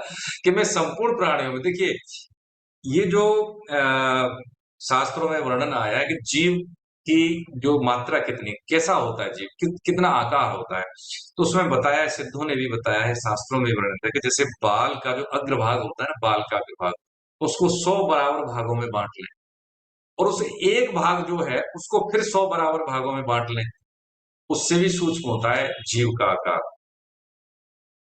अब वही जीव जब हाथी में प्रवेश करता है तो इतना बड़ा जीव हो जाता है, वही चींटी में होता है या किसी वायरस में होता है तो आंख से भी नहीं दिखता, सूक्ष्मदर्शी से देखना पड़ता है। तो कह रहे हैं मैं संपूर्ण प्राणियों में समान हूं, चाहे वो हाथी हो या बहुत न दिखने वाला, नंगी आंखों से न दिखने वाला जीव हो, उसमें भी मैं बराबर ही। चींटी मर गई, अरे क्या होता है, नहीं, हाँ अनायास बाई चांस कुछ हो जाए, संयोग बस या जैसे भी है, अगर प्राणी की हत्या हो गई तो उसमें दोष नहीं है, लेकिन एक अटेंशन से होके किसी को जीव हत्या करना एक शुद्ध कर्म है। उन प्राणियों में न तो कोई मेरा द्वेषी है न कोई मेरा प्रिय है, परंतु जो प्रिय, हाँ अब द्वेषी, अरे कोई भी कैसे द्वेष हो सकता है? जैसे सूर्य के लिए कोई द्वेषी है?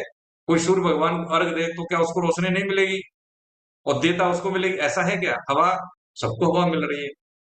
तो भगवान इस बात का प्रमाण है, इस स्टेटमेंट का ये प्रमाण है कि देवताओं के माध्यम से जो कुछ भी जीवन की संभाव्य व्यवस्थाएं, वातावरण भगवान सबको दे रहे हैं जीवन जीने की, इस बात का प्रमाण है चाहे कोई भगवान का भजन करे या न करे, मिलेगा सबको, सबको मिलेगा। लेकिन यदि प्रेम पूर्वक भजन करता है तो क्या है कि उसको मैं उसका योगक्षेम है, यानी उसको फिर मैं आवागमन से मुक्त कर देता हूं, उसको कष्ट नहीं रहते, ये उसका जीवन मंगलमय जीवन रहता है। ये शरीरों का बार बार उसको मिलना बिछड़ना ये सब उसका नष्ट हो जाता है प्रेम पूर्वक। ये कि पहल किधर की ओर है, उधर की ओर है। भाई सीधी सी बात है कि जब हम लॉकर होता है, बैंक में लॉकर होता है, दो चाबियां मिलती हैं, एक बैंक वाले देते हैं, एक हमारे पास होती है। तो बैंक की चाबी मनुष्य शरीर देके तो भगवान ने तो चाबी लगा दी, अब हमारी तरफ से चाबी नहीं घूम रही है। हमारी तरफ से चाबी क्यों नहीं घूम रही है? चाबी का टाइम नहीं है ये हमारे पास देखो जी बहुत काम है, बिजनेस है बहुत बड़ी, है ना। ये बाद में देखेंगे। चाबी घुमाने के टाइम वो तो 1 सेकंड घुमा देंगे, तो कोई समय थोड़ी लगना उसमें। चाबी घुमाई बस खुल गया। अब वो एक समय, अभी मेरे परिवार में 56 साल 55 साल की उम्र में खाना खाते खाते भाई साहब थे हमारे ताऊ के लड़के, जीवन लीला समाप्त, नहीं समय मिला। हृदय गति रुकने से उनका देहांतर, देह शरीर छूट गया। समय नहीं मिलता उसमें है। गीता जैसे ग्रंथ से हम अवगत हो गए, रुचि हो गई, और उसका हम नियमित अध्ययन नहीं कर पा रहे, तदनुकूल आचरण नहीं कर पा रहे, इसका मतलब है जो चाबी भगवान ने दी उसका हम सदुपयोग नहीं कर रहे। तो कह रहे तो जो प्रेम पूर्वक है मेरा भजन करता है वो मुझ में, मैं उनमें, ये क्या हो गया, खत्म हो गई। अर्चित, ये तो चला गया भैया, कैसे चला गया ये? आवाज आ रही है सर? नहीं सर, ठीक हाँ, है। आवाज आ रही है। आवाज आ रही है, चलिए ठीक है प्रभु जी। अब इसमें स्क्रीन भी बंद है। जी क्या कह रहे हैं मुकेश जी? एक all minute. Good sir, screen भी दिख रही है और आवाज भी आ रही है। चलिए ठीक है, अब जो हो रहा हो, मेरे को नहीं कुछ दिख रहा है इसमें। आगे हम बोलते हैं, अभी हमारा कौन सा श्लोक था ये? अब सर 30वां होगा। 30वां होगा। देखिए 30वां श्लोक हम समझते हैं। 30वां श्लोक है, बहुत प्यारा श्लोक है। देखिए 30वां, ये वो श्लोक है जिसमें भगवान बता रहे हैं कि भजन करने का क्या परिणाम होता है, या ये हम कमिट कर लें कि जो बीत गया सो बीत गया, अब नहीं होगा, ये हमारी तंद्रा टूट जाए। तो क्या कह रहे हैं भगवान यहाँ पे? कह रहे हैं अपि चेत सुदुराचारो भजते मामनन्य भाग साधुरेव समन्तव्य सम्यग् व्यवसितो एष, सम्यग् व्यवसितो एष। यानी वो कह रहे हैं कि सम्यक वस्तु मतलब के कि ये दृढ़ निश्चय हो जाए, अब नहीं करूंगा। क्या कि जो भी हो गया प्रभु, जो हो गया सो हो गया, अब ऐसा नहीं। अब चेत दुराचार हो, अब यानी सुपरलेटिव सांगो पांग जिसने विशुद्ध कर्म किए हैं, पाप कर्म किए हैं, तो भगवान कह रहे हैं कि भैया उसने यदि ये कमिट कर लिया है, क्या कमिट कर लिया है कि अनन्य भक्त होकर मेरा भजन करता है, दुराचारी से भी दुराचारी, और उसको तू साधु ही मान। क्यों मान? क्योंकि उसने निश्चय बहुत अच्छी तरह से कर लिया, निश्चय के अब जो हो गया सो हो गया, अब नहीं, उसको तू साधु ही समझ। क्या कहा भगवान ने? कहा ऐसा। हमारे सामने उदाहरण है ना, देखिए, है भगवान वाल्मीकि, है नहीं, बिल्कुल उदाहरण है कि ऐसे जो अब जो हो गया सो हो गया, अब नहीं। अब तंद्रा टूटी, जो सो गया उसको तो जगा दे, लेकिन जो हम जैसे जगे हुए को सोने का नाटक करें तो कौन जगाए? ऐसी स्थिति में भगवान ने हमें बताया कि भैया जो हो गया सो हो गया। यदि दृढ़ संकल्प होकर यदि हम ऐसा करते हैं तो भगवान कहते हैं तू उसको साधु ही समझ, इसमें कोई भविष्य नहीं है। इसलिए तो भविष्य नहीं है कि हम कुछ करेंगे फिर परिणाम आएगा पकेगा तब, नहीं नहीं, इसमें अभी अभी अभी सुधरे अभी आज, यही बात समझने की है। यदि संकल्प हो गया कि मैं ईश्वर का, ईश्वर मेरे, मुझे इधर ही पढ़ना है, यही काम करना है, तो बस इसमें कोई भविष्य नहीं है, ऐसा भगवान ने कहा। 31वें श्लोक में भगवान कहते हैं कि वो तत्काल उसी क्षण धर्मात्मा हो जाता है। 30 के अनुक्रम में ऐसा कमिट करने के क्या हो जाता है उसमें, और निरंतर रहने वाली शांति को प्राप्त हो जाता है। मेरा भक्त का कभी है पतन नहीं होता। तुम प्रतिज्ञा, ऐसी प्रतिज्ञा करो। ये जो भगवान ने 30वां श्लोक की बात कही कि जो दृढ़ संकल्पित होकर मेरी तरफ अग्रसर होता है, तो कह रहे हैं कि उसका कभी पतन नहीं होता। ऐसी तुम प्रतिज्ञा करो। अपनी बात के प्रति प्रतिज्ञा किसको करवा रहे हैं? अर्जुन को। ऐसा क्यों? क्योंकि भगवान की अपनी कोई बात है ही नहीं, कोई प्रतिज्ञा नहीं होती। बीस ने तुड़वा दी थी कि नहीं तुड़वा दी थी? तुड़वा दी थी। कई भक्तों ने तुड़वा दी, हनुमान जी ने कई बार तुड़वाई, ठीक है। तो इसलिए भैया तू अगर प्रतिज्ञा कर लेगा तो इसको मैं रखूंगा। मेरी प्रतिज्ञा का तो कोई बल है नहीं, लेकिन तेरी प्रतिज्ञा का बल इसलिए होगा कि तू मेरा भक्त है, ठीक है। और मैं भक्तों की प्रतिज्ञा के लिए अपनी प्रतिज्ञा का कोई मूल्य नहीं समझता, इसलिए तू प्रतिज्ञा कर ले। क्या कह रहे हैं भगवान? कह रहे हैं, किसको कह रहे हैं? अपने सखा को, अपने भक्त को, कि जो नित्य निरंतर रहने वाली शांति को प्राप्त हो जाता है वो तत्काल। क्यों तत्काल? क्योंकि उसने कमिट कर लिया, जो हो गया सो हो गया, अब आगे नहीं करूंगा, तो उसको तू महात्मा ही समझ। क्या महात्मा? यानी उसको साधु ही समझ, उसको संत ही समझ। कितना ही दुराचारी हो, हाँ कितना ही दुराचारी हो, और इस बात की तू प्रतिज्ञा कर ले, ऐसा भगवान ने कहा है। तो इसमें देखिए कोई भविष्य नहीं है। हम ये सोचे कि हमने तो बहुत निकृष्ट कर्म किए, हमसे इतने पाप कर्म हो गए, देखिए सत्संग में आते हैं कई बार लोग से लोग, तो एक सिद्ध संत थे वहां पे, मैं अपने गुरु महाराज की बात बताऊं तो वहां पे बड़े कई बात ऐसी होती है कि बता नहीं पाते कि मेरे से ऐसे पाप कर्म हो गए हैं कि मैं अब कैसे भगवान की ओर बढ़ूं, मैं बहुत मलिन व्यक्तित्व का हूँ, मलिन चरित्र का हूँ या की हूँ। ऐसा नहीं है, मलिन चरित्र के हम नहीं है, हमारा चरित्र तो निर्मल है, वो तो आवरण है शरीर का, वो तो आवरण है व्यवहार का, ना व्यवहार है ना वो शरीर है। हमें तो भगवान ने ये दिए हुए हैं दोनों चीजें सदुपयोग के लिए, ठीक है। अब फालतू खर्च हो गया ना, अब जो कमाई करेंगे वो फालतू न जाए, ये कमिटमेंट बस इतना सा समझ लें। तो उसके लिए भगवान कह रहे हैं कि ये सांसारिक धन की तरह नहीं है कि खर्ची हो, ये ऐसा भी नहीं है कि जो इतना हम गंदे हो गए, 10 साल 20 साल से हम निकृष्ट कर्म कर रहे हैं, तो उतना ही हमें समय लगेगा शुद्ध होने के लिए, नहीं नहीं लगे, इसमें नहीं, इसमें तो अभी आज अभी अभी दृढ़ निश्चय हो गया तो अभी तू साधु बन गया, ऐसा मान ले, ये प्रतिज्ञा कर ले। और ऐसे व्यक्ति का फिर मैं कभी पतन नहीं होने देता, लेकिन ये दृढ़ हो, ऐसा नहीं हाँ ठीक है आज नहीं तो फिर कल से करेंगे, अब कर लें तो फिर ये ऐसा नहीं, उसका फिर अंत नहीं, ऐसा भगवान ने कहा।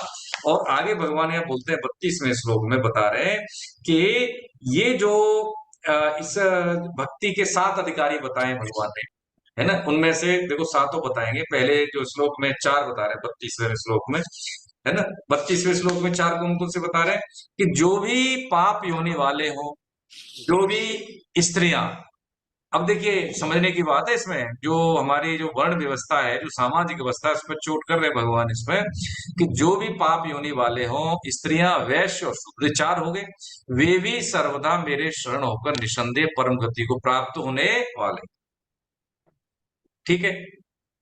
अब पाप योनि में क्यों ना आते कि पाप योनि में ये एनिमल आ जाते हैं, निकृष्ट योनि आ जाती है, और इसमें जो दोपहर वाले भी वो आ जाते हैं, जिसमें जैसे अब साधक संजीवनी स्वामी जी महाराज ने तो यवन, हूण और एक और खस जाति का नाम लिया है, क्योंकि वो स्वभाव से ही मूढ़ कर्म करते हैं, इसलिए उनको ऐसा नाम दिया है। बाकी स्त्रियां स्त्रियां जैसे, अब जब वैश्य और शूद्र का नाम ले दिया तो वैश्य में स्त्रियां नहीं होती क्या, या शूद्र में नहीं होती, लेकिन भगवान ने यहाँ स्त्रियों का नाम दिया है। क्यों नाम लिया है? क्योंकि हमें देखें समाज में जो सवर्ण की भी स्त्री है वो भी दलित में मानी जाती है, क्योंकि वो भी आज भी हमें महिला सशक्तिकरण की, वुमन एम्पावरमेंट की आवश्यकता है, तो इस बात का प्रमाण है कि वो दलित है, चाहे वो सवर्ण की महिला क्यों न हो।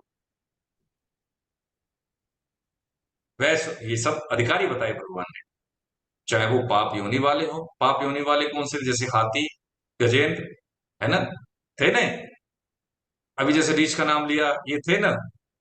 तो क्या है कि इसमें प्रारब्ध के पुण्य कर्मों के कारण उनमें यदि स्फुरना आ जाती है और उसका सदुपयोग हो जाता है, किसी भी योनि में हो, चाहे वो पाप योनि हो, उसमें भी भगवान उसका कल्याण कर देते हैं। ये यानी भक्ति के अधिकारी भगवान ने बता दी, सभी को बता दिया। किसी भी माध्यम से आपके घर में मान लीजिए लता पता है, पेड़ पौधे हैं, संकीर्तन होता है, हाँ उनका कल्याण हो गया। आपके घर में कोई भी है, जीव जंतु जो भी है, आपके भगवान नाम से जिसकी जिसकी कानों में धुनी जा रही है, उसका कल्याण हो गया। शूद्र और वैश्य सभी को भगवान ने, अब देखिए इसको जब आप पढ़ेंगे इसमें, स्त्रियों में जैसे करमती बाई हो गई, और मीराबाई हो गई, देवहूति हो गई, द्रौपदी हो गई, उत्तरा हो गई, इनमें तो इसमें भगवान बता रहे हैं न तो वर्ण का, न किसी लिंग का, व्यक्तित्व का, और न किसी आपका जैसे योनि का कोई फर्क नहीं है, कोई भी मुझे प्राप्त कर सकता है, ऐसी भावना भगवान ने बताई। आगे फिर 2 अधिकारी और भगवान ने बताए कि जो पवित्र आचरण करने वाले ब्राह्मण और ऋषि स्वरूप क्षत्रिय भगवान के भक्त हैं, वो परम गति को प्राप्त हो जाए, इसमें तो कोई कहना ही क्या। क्यों कि इस अनित्य और सुख रहित शरीर को प्राप्त करके तू मेरा भजन। अब यहाँ पे भगवान ने तुलनात्मक बात बताई कि देखिए ये भी कर सकते। अब जो मतलब अपने कर्मों से किसी उच्च कुल में, उच्च योनि में पैदा हो गए, तो उनकी तो बात ही क्या है, ब्राह्मण कुल में, श्रेष्ठ कुल में जन्म मिल गया। ब्राह्मण का मतलब यहाँ पे आजकल जाति व्यवस्था से ब्राह्मण की नहीं बात कर रहे, वो बात कर रहे हैं ब्राह्मणत्व की, ठीक है, और क्षत्रिय छात्र धर्म की जो कि राजर्षि कहा करते थे उनमें, तो उनकी तो बात ही क्या है, यानी कि जो समाज में जो नीचे की स्थिति में आते हैं वो पात्र हैं, इनकी तो बात ही क्या है। कौन कौन, चल ठीक है, पाप योनि जिनका शरीर मनुष्य शरीर नहीं है वो भी, और यदि मूढ़ वृत्ति वाले हैं जो पाप योनियों में माने जाते हैं, पूर्ण यवन और खस वाले, ये भी यदि किसी कारणवश भगवताकार वृत्ति हो जाए, जैसे भगवान वाल्मीकि की हो गई थी, पहले तो वाल्मीकि थे, उनको क्या नाम था उनका? वो नाम भूल गया। कोई बताए क्या नाम था उनका? वाल्मीकि जी का भूल गया। वाल्मीकि तो बाद में है जी। रत्नाकर। रत्नाकर, हाँ, डाकू रत्नाकर जी, प्रणाम आपको। एक रहेगा बस। तो ऐसे ही ये जो भगवान ने बताया कि जो स्त्रियां हैं, वैश्य हैं, शूद्र हैं, ये सब भगवान के को प्राप्त करने के अधिकारी हैं। ऐसा कोई कारण नहीं। साधक संजीवनी में और आपके इस भावार्थ में जो आपके पास पुस्तक है, इसमें बहुत अच्छे से विशद वर्णन है, आप पढ़ लेंगे। तो जो सामाजिक स्थिति परिस्थिति आज जो हम झेल रहे हैं, ठीक है, आज हम देख रहे हैं मारकाट हो रही है, तो हम जितने वैष्णव हैं, हम गीता के प्रति, अपने ग्रंथों के प्रति, अपनी आस्था के प्रति हमारी जो दुर्बलता है, जो भाव श्रेष्ठता के भाव नहीं है, श्रद्धा नहीं है, उसी का परिणाम है कि आज हम विभिन्न जातियों उपजातियों में बटे हुए हैं। इसलिए हम एक नहीं है। कोई भी हमें आके हमें अटैक कर देता है, वो ये नहीं देखता कि किस जाति का है, किस वर्ण का है, या मुझे जाता है कि ये बस वैष्णव जाति का है, लेकिन हम वैष्णव अपने आप को मानते भी नहीं। ये पतन है हमारा। देखिए, तो ये जो सामाजिक स्थिति को हम समझ लें तार्किक रूप से, आने वाली पीढ़ी कहती है ना साइंटिफिक सोच है, तो एक बार पढ़ तो ले, समझ तो ले कि वर्ण व्यवस्था क्या है। जाति एक मनुष्य जाति है। वर्ण कर्मों के आधार पर स्विच भी हो सकते हैं, लेकिन कालांतर में अपने आप को पुष्ट करने के लिए, अपने ऐश्वर्य को, अपने पद को, अपनी प्रतिष्ठा को बचाने के लिए, केवल वर्चस्व रहे इसका, है मेंटेन रहे आने वाले पीढ़ियों तक, इस भाव से इसमें बस बिगड़ा हुआ स्वरूप आ गया, जिसको कि आज हम झेल रहे हैं। लेकिन ऐसा शुरुआत में नहीं था। ठीक है, ये बात हम यहां समझ लेते हैं। अब भगवान बता रहे हैं कि जो परिवार पवित्र आचरण करने वाले की बात बताई ना 33वें में, कि ब्राह्मण, और देखो ये जो क्षत्रिय हैं, इनकी तो बात ही क्या है, इनको तो अवसर मिला ही पुण्य कर्मों से है, तो ये तो अपने कर्तव्य कर्म से ही भगवत प्राप्ति कर लेंगे। लेकिन जिसको निकृष्ट समझा जाता है कई बार गलती से, उनमें भी कोई भी द्वेष नहीं कर सकता, उनको भी पूर्ण अधिकार है जितना कि इन लोगों को है। तो ये 32 और 33 की भगवान ने तुलनात्मक व्याख्या यहाँ पे कही। तो इसमें 7 चीजें बता दी ना। एक तो क्या है बता दी, पाप योनि बात बताई भगवान ने। एक ब्राह्मण क्षत्रिय वैश्य शूद्र 5 हो गए। एक बताया जो आपका स्त्री 6 है ना, और दुराचारी पाप और आचरण से, व्यक्तित्व से हो गया, एक 4 वर्णों से हो गया, तो इस तरह के 7 हो गए। ब्राह्मण क्षत्रिय वैश्य शूद्र, है ना, ये विभाग से हो गए, वर्ण विभाग से हो गए। और एक हो गए आचरण से, जैसे दुराचारी है कोई, कोई व्यक्तित्व से, कौन? स्त्री व्यक्तित्व। और एक पाप योनि से, जैसे कोई अधोगति निकृष्ट योनि का है, जैसे कोई एनिमल है, वो भी भगवान ने बताया। अब आगे के श्लोक में कंक्लूड कर रहे हैं इस अध्याय को। और ये अध्याय, ये जो श्लोक है 34वां, ये ऐसा श्लोक है जो 2 बार आया है। ये 18वें अध्याय के 65वां श्लोक में भगवान ने कहा है। ये गीता के मध्य का श्लोक, ये तुला है, दोनों पलड़े इसके इधर उधर है। ये बहुत ही की श्लोक है। 34वां श्लोक पढ़ेंगे, आप हमारे साथ पढ़िए, बहुत अच्छा श्लोक है, मैं भी पढ़ता हूँ इसको। मन्मना भव मद भक्तो मद्याजी मान नमस्कुरु मामे वैश्यसे युक्त्वैवं आत्मानं मत्परायण। मन मना, मेरे मन वाला। अच्छा, मेरे मन वाला है, अपनापन कहाँ होता है? जहाँ पे हमारा मन लगता है, हमारे मन जैसा होता है। मन मना भव मदभक्त, यानी मेरा मन मना, मेरा भक्त हो जा, मेरे मन वाला हो जा। मद्याजी, मेरे ही पूजा कर। और नमस्करो, यानी नमस्कार कर। अब मद्याजी का मतलब यही है, भगवान ने जो 26वें श्लोक में 27वें में बताया है कि जो भी कर्तव्य कर्म करता है तो उसी को मेरे अर्पण कर दे, वो मेरी पूजा होगी। कर्मों से, तप से, है, जिस क्रिया से भी जो कुछ कर सकता है वो मेरे अर्पित कर देगा, तो वो मेरी ही पूजा होगी। नमस्कारों का मतलब है मैं जैसी भी स्थिति परिस्थिति हूँ, है ना, उसको स्वीकार कर, वही नमस्कार कर। जो भी परिस्थिति हो, अनुकूल हो या प्रतिकूल हो, जो परिस्थिति मेरी तरफ से मिले, बस वो परिस्थिति तुझे स्वीकार है, तो ये नमस्कार ये नहीं। तो भगवान क्या करें, तू मेरा भक्त हो जा, हाँ, मुझ में मन वाला हो जा, मेरा पूजन करने वाला हो जा, और मुझे नमस्कार कर। तीनों चीजें हमने समझ ली, तीनों चारों।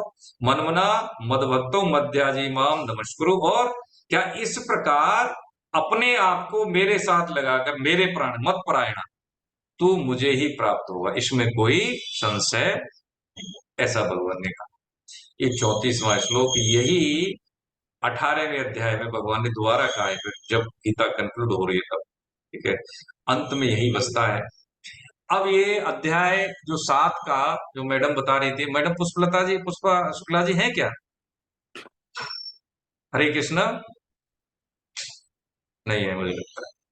तो वो मैडम का ये था कि जब भगवान बता रहे हैं, जो साधक संजीवनी का 500वां पेज बताया था मैडम ने, तो वो उसमें रेफरेंस भी दिया है अध्याय 13 के 5वां श्लोक में, क्योंकि उन्होंने ये जो शरीर, जो क्षेत्र और क्षेत्र की बात अध्याय 7 में थोड़ी सी समझाने के लिए, भक्ति को समझाने के लिए ज्ञान का सहारा लिया उन्होंने भगवान ने, और फिर बाद में यही कहा है कि ये जो है ना, जो सर्वधर्म परित्यज्य, ये अध्याय 18 की 66 में भी यही कहेंगे कि जो भक्त है ना, ये जो भाव से ही भगवत प्राप्ति बड़ी सरल है। यानी भक्ति भाव को श्रद्धा को भगवान ने ज्ञान से श्रेष्ठ इसलिए बताया वो भी, लेकिन उसकी श्रेष्ठता बताई, श्रेष्ठता किसकी बताई? इस भाव की बताई, तो समझने के लिए है। हाँ, काम वर्ग की चीज भगवान ने अध्याय 7 में बता दी थी कि जो मूल प्रकृति से क्या होती? समष्टि बुद्धि, समष्टि बुद्धि से अहंकार, अहंकार से पंचमहाभूत, पंचमहाभूत से ही फिर ये इंद्रिय गोचरा, ये जो कर्म इंद्रिया, ज्ञान इंद्रिया हुई। तो हम अध्याय 8 के 5वें श्लोक में इसको समझेंगे कि जो भी स्थूल और सूक्ष्म कारण शरीर है वो सब दिया हुआ है, हम नहीं है। ठीक है, और इसकी कौन से कारण शरीर में आती है ये तत्व, कौन से सूक्ष्म शरीर के हैं, कौन से स्थूल शरीर के हैं, ये हम उसमें समझेंगे। प्रकृति और विकृति क्या है ये भी हम समझेंगे। तो अभी हम काम का ये समझ लेते हैं, मैडम है भी नहीं, उनका प्रश्न था, तो इसको अगली क्लास में ले लेंगे हम, कि जैसे जैसे भगवान जो जो चीज समझा रहे हैं उतना उतना हम समझ लें, क्योंकि ज्ञान योग की बात विशद रूप से भगवान ने अध्याय 13 से ही शुरू की है। अभी हृदय है, भक्ति क्या भगवान का हृदय है, तो इसको हम हृदय से ही समझें, यहाँ पे दिमाग नहीं लगाए है कि दिल और दिमाग में तादम्य हो जाए तब भी ठीक है, लेकिन हृदय की भाषा तो हृदय से ही समझी जाती है। उसके लिए कभी कभी मौन रहना बहुत उचित होता है।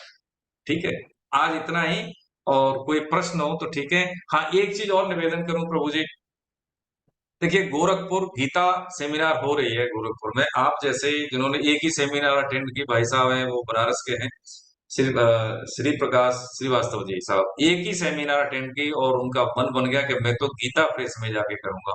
तो वहां पे इतने कमरे नहीं है, व्यवस्था नहीं है, तो पास में ही होटल है, वहां पे हो रही है। यदि किसी का मन बनता है तो 16-17 सितंबर को आप जा सकते हैं वहां पे। एक विशेष बात मैं इसलिए कह रहा हूँ कि जो भाई जी महाराज यानी जो हनुमान प्रसाद पोद्दार साहब, जो उनकी कर्मस्थली रही है, वो संपादक रहे हैं गीता प्रेस के, आज संपादक हैं। वहां पे उन्होंने पद रत्नाकर की जो रचना की है, षोडश गीत का गायन होता है जब ब्रह्म में, उसके परिणाम ही बड़े विलक्षणकारी होते हैं। जो आध्यात्मिक चिंतन के विकास में ये बहुत ग्रेविटी देने वाला है, ये वाला जो सेमिनार है, वहां पे गीता का तो अध्ययन करेंगे ही, लेकिन वहां पे ब्रह्म मुहूर्त में सुबह में ये षोडश गीत का जब हम पाठ करते हैं, तो इसका बहुत विलक्षण हमारा जो आध्यात्मिक चिंतन है, जो हमारा आध्यात्मिक गति है वो बढ़ती है उससे। ये मन बन सकता है तो बनाए, ठीक है, रिजर्वेशन करा लें अभी से ट्रेन का, जहां से भी आपका मन बनता है तो ठीक है। और जिसमें ज्यादा कंट्रीब्यूटरी होती है, देखिए इसमें कुछ ज्यादा होता नहीं, कुछ इसमें आपका अपना जो हमारा खर्चा होता है वही शेयर होता है इसका। आज हम यही विराम लेते हैं, और कोई शंका हो किसी का, तो कोई प्रश्न हो या कुछ छूटा हो तो प्रभु जी बताएं। हरे कृष्ण, मैं देख नहीं पा रहा हूँ, पता नहीं घूम रहा है ये ऐसे ही। हरे कृष्ण, हरे कृष्ण। समापन करेंगे? हरे कृष्ण। हरिओम प्रभु। हरे कृष्ण। मैडम है क्या पुष्पा शुक्ला मैडम जी? हाँ चलिए। गोविंद जय जय गोपाल जय जय गोविंद जय जय गोपाल जय जय राधा रमण हरि गोविंद जय जय राधा रमण हरि गोविंद जय जय गोविंद जय जय गोपाल जय जय गोविंद जय जय गोपाल जय जय राधा रमण हरि गोविंद जय जय राधा हरि गोविंद जय जय श्री राधा रमण हरि गोविंद जय जय आधार हरि नित्य गोविंद जय जय नाम संकीर्तनम यस्य नाम संकीर्तनम यस्य सर्व पाप प्रणाशनम सर्व पाप प्रणाशनम प्रणामो समनस्तं नमामि हरिं परम। प्रणामो दुःखं शमं तं नमामि हरिहरम्। बोलो बांके बिहारी बिहारी लाल लाल लाल की। की तो की राधा जय गोविंद देव सरकार की। की बोलो जय अपने अपने गुरु भगवान की जय। की जय। सब संतों की जय। संतों की जय। सब भक्तों की जय। सब भक्तों अनंत की जय। कोटि वैष्णव वृंद की जय। साधक संजीवनी की जय। आज के आनंद की जय। आनंद की की जय जय। जय श्री राम नारायण। हे नाथ हे मेरे नाथ क्या कभी आप सब बहुत बहुत आप सभी को बहुत बहुत प्रणाम। हरे कृष्ण हरे कृष्ण। हरे हरे कृष्ण। हरे कृष्ण। हरे कृष्ण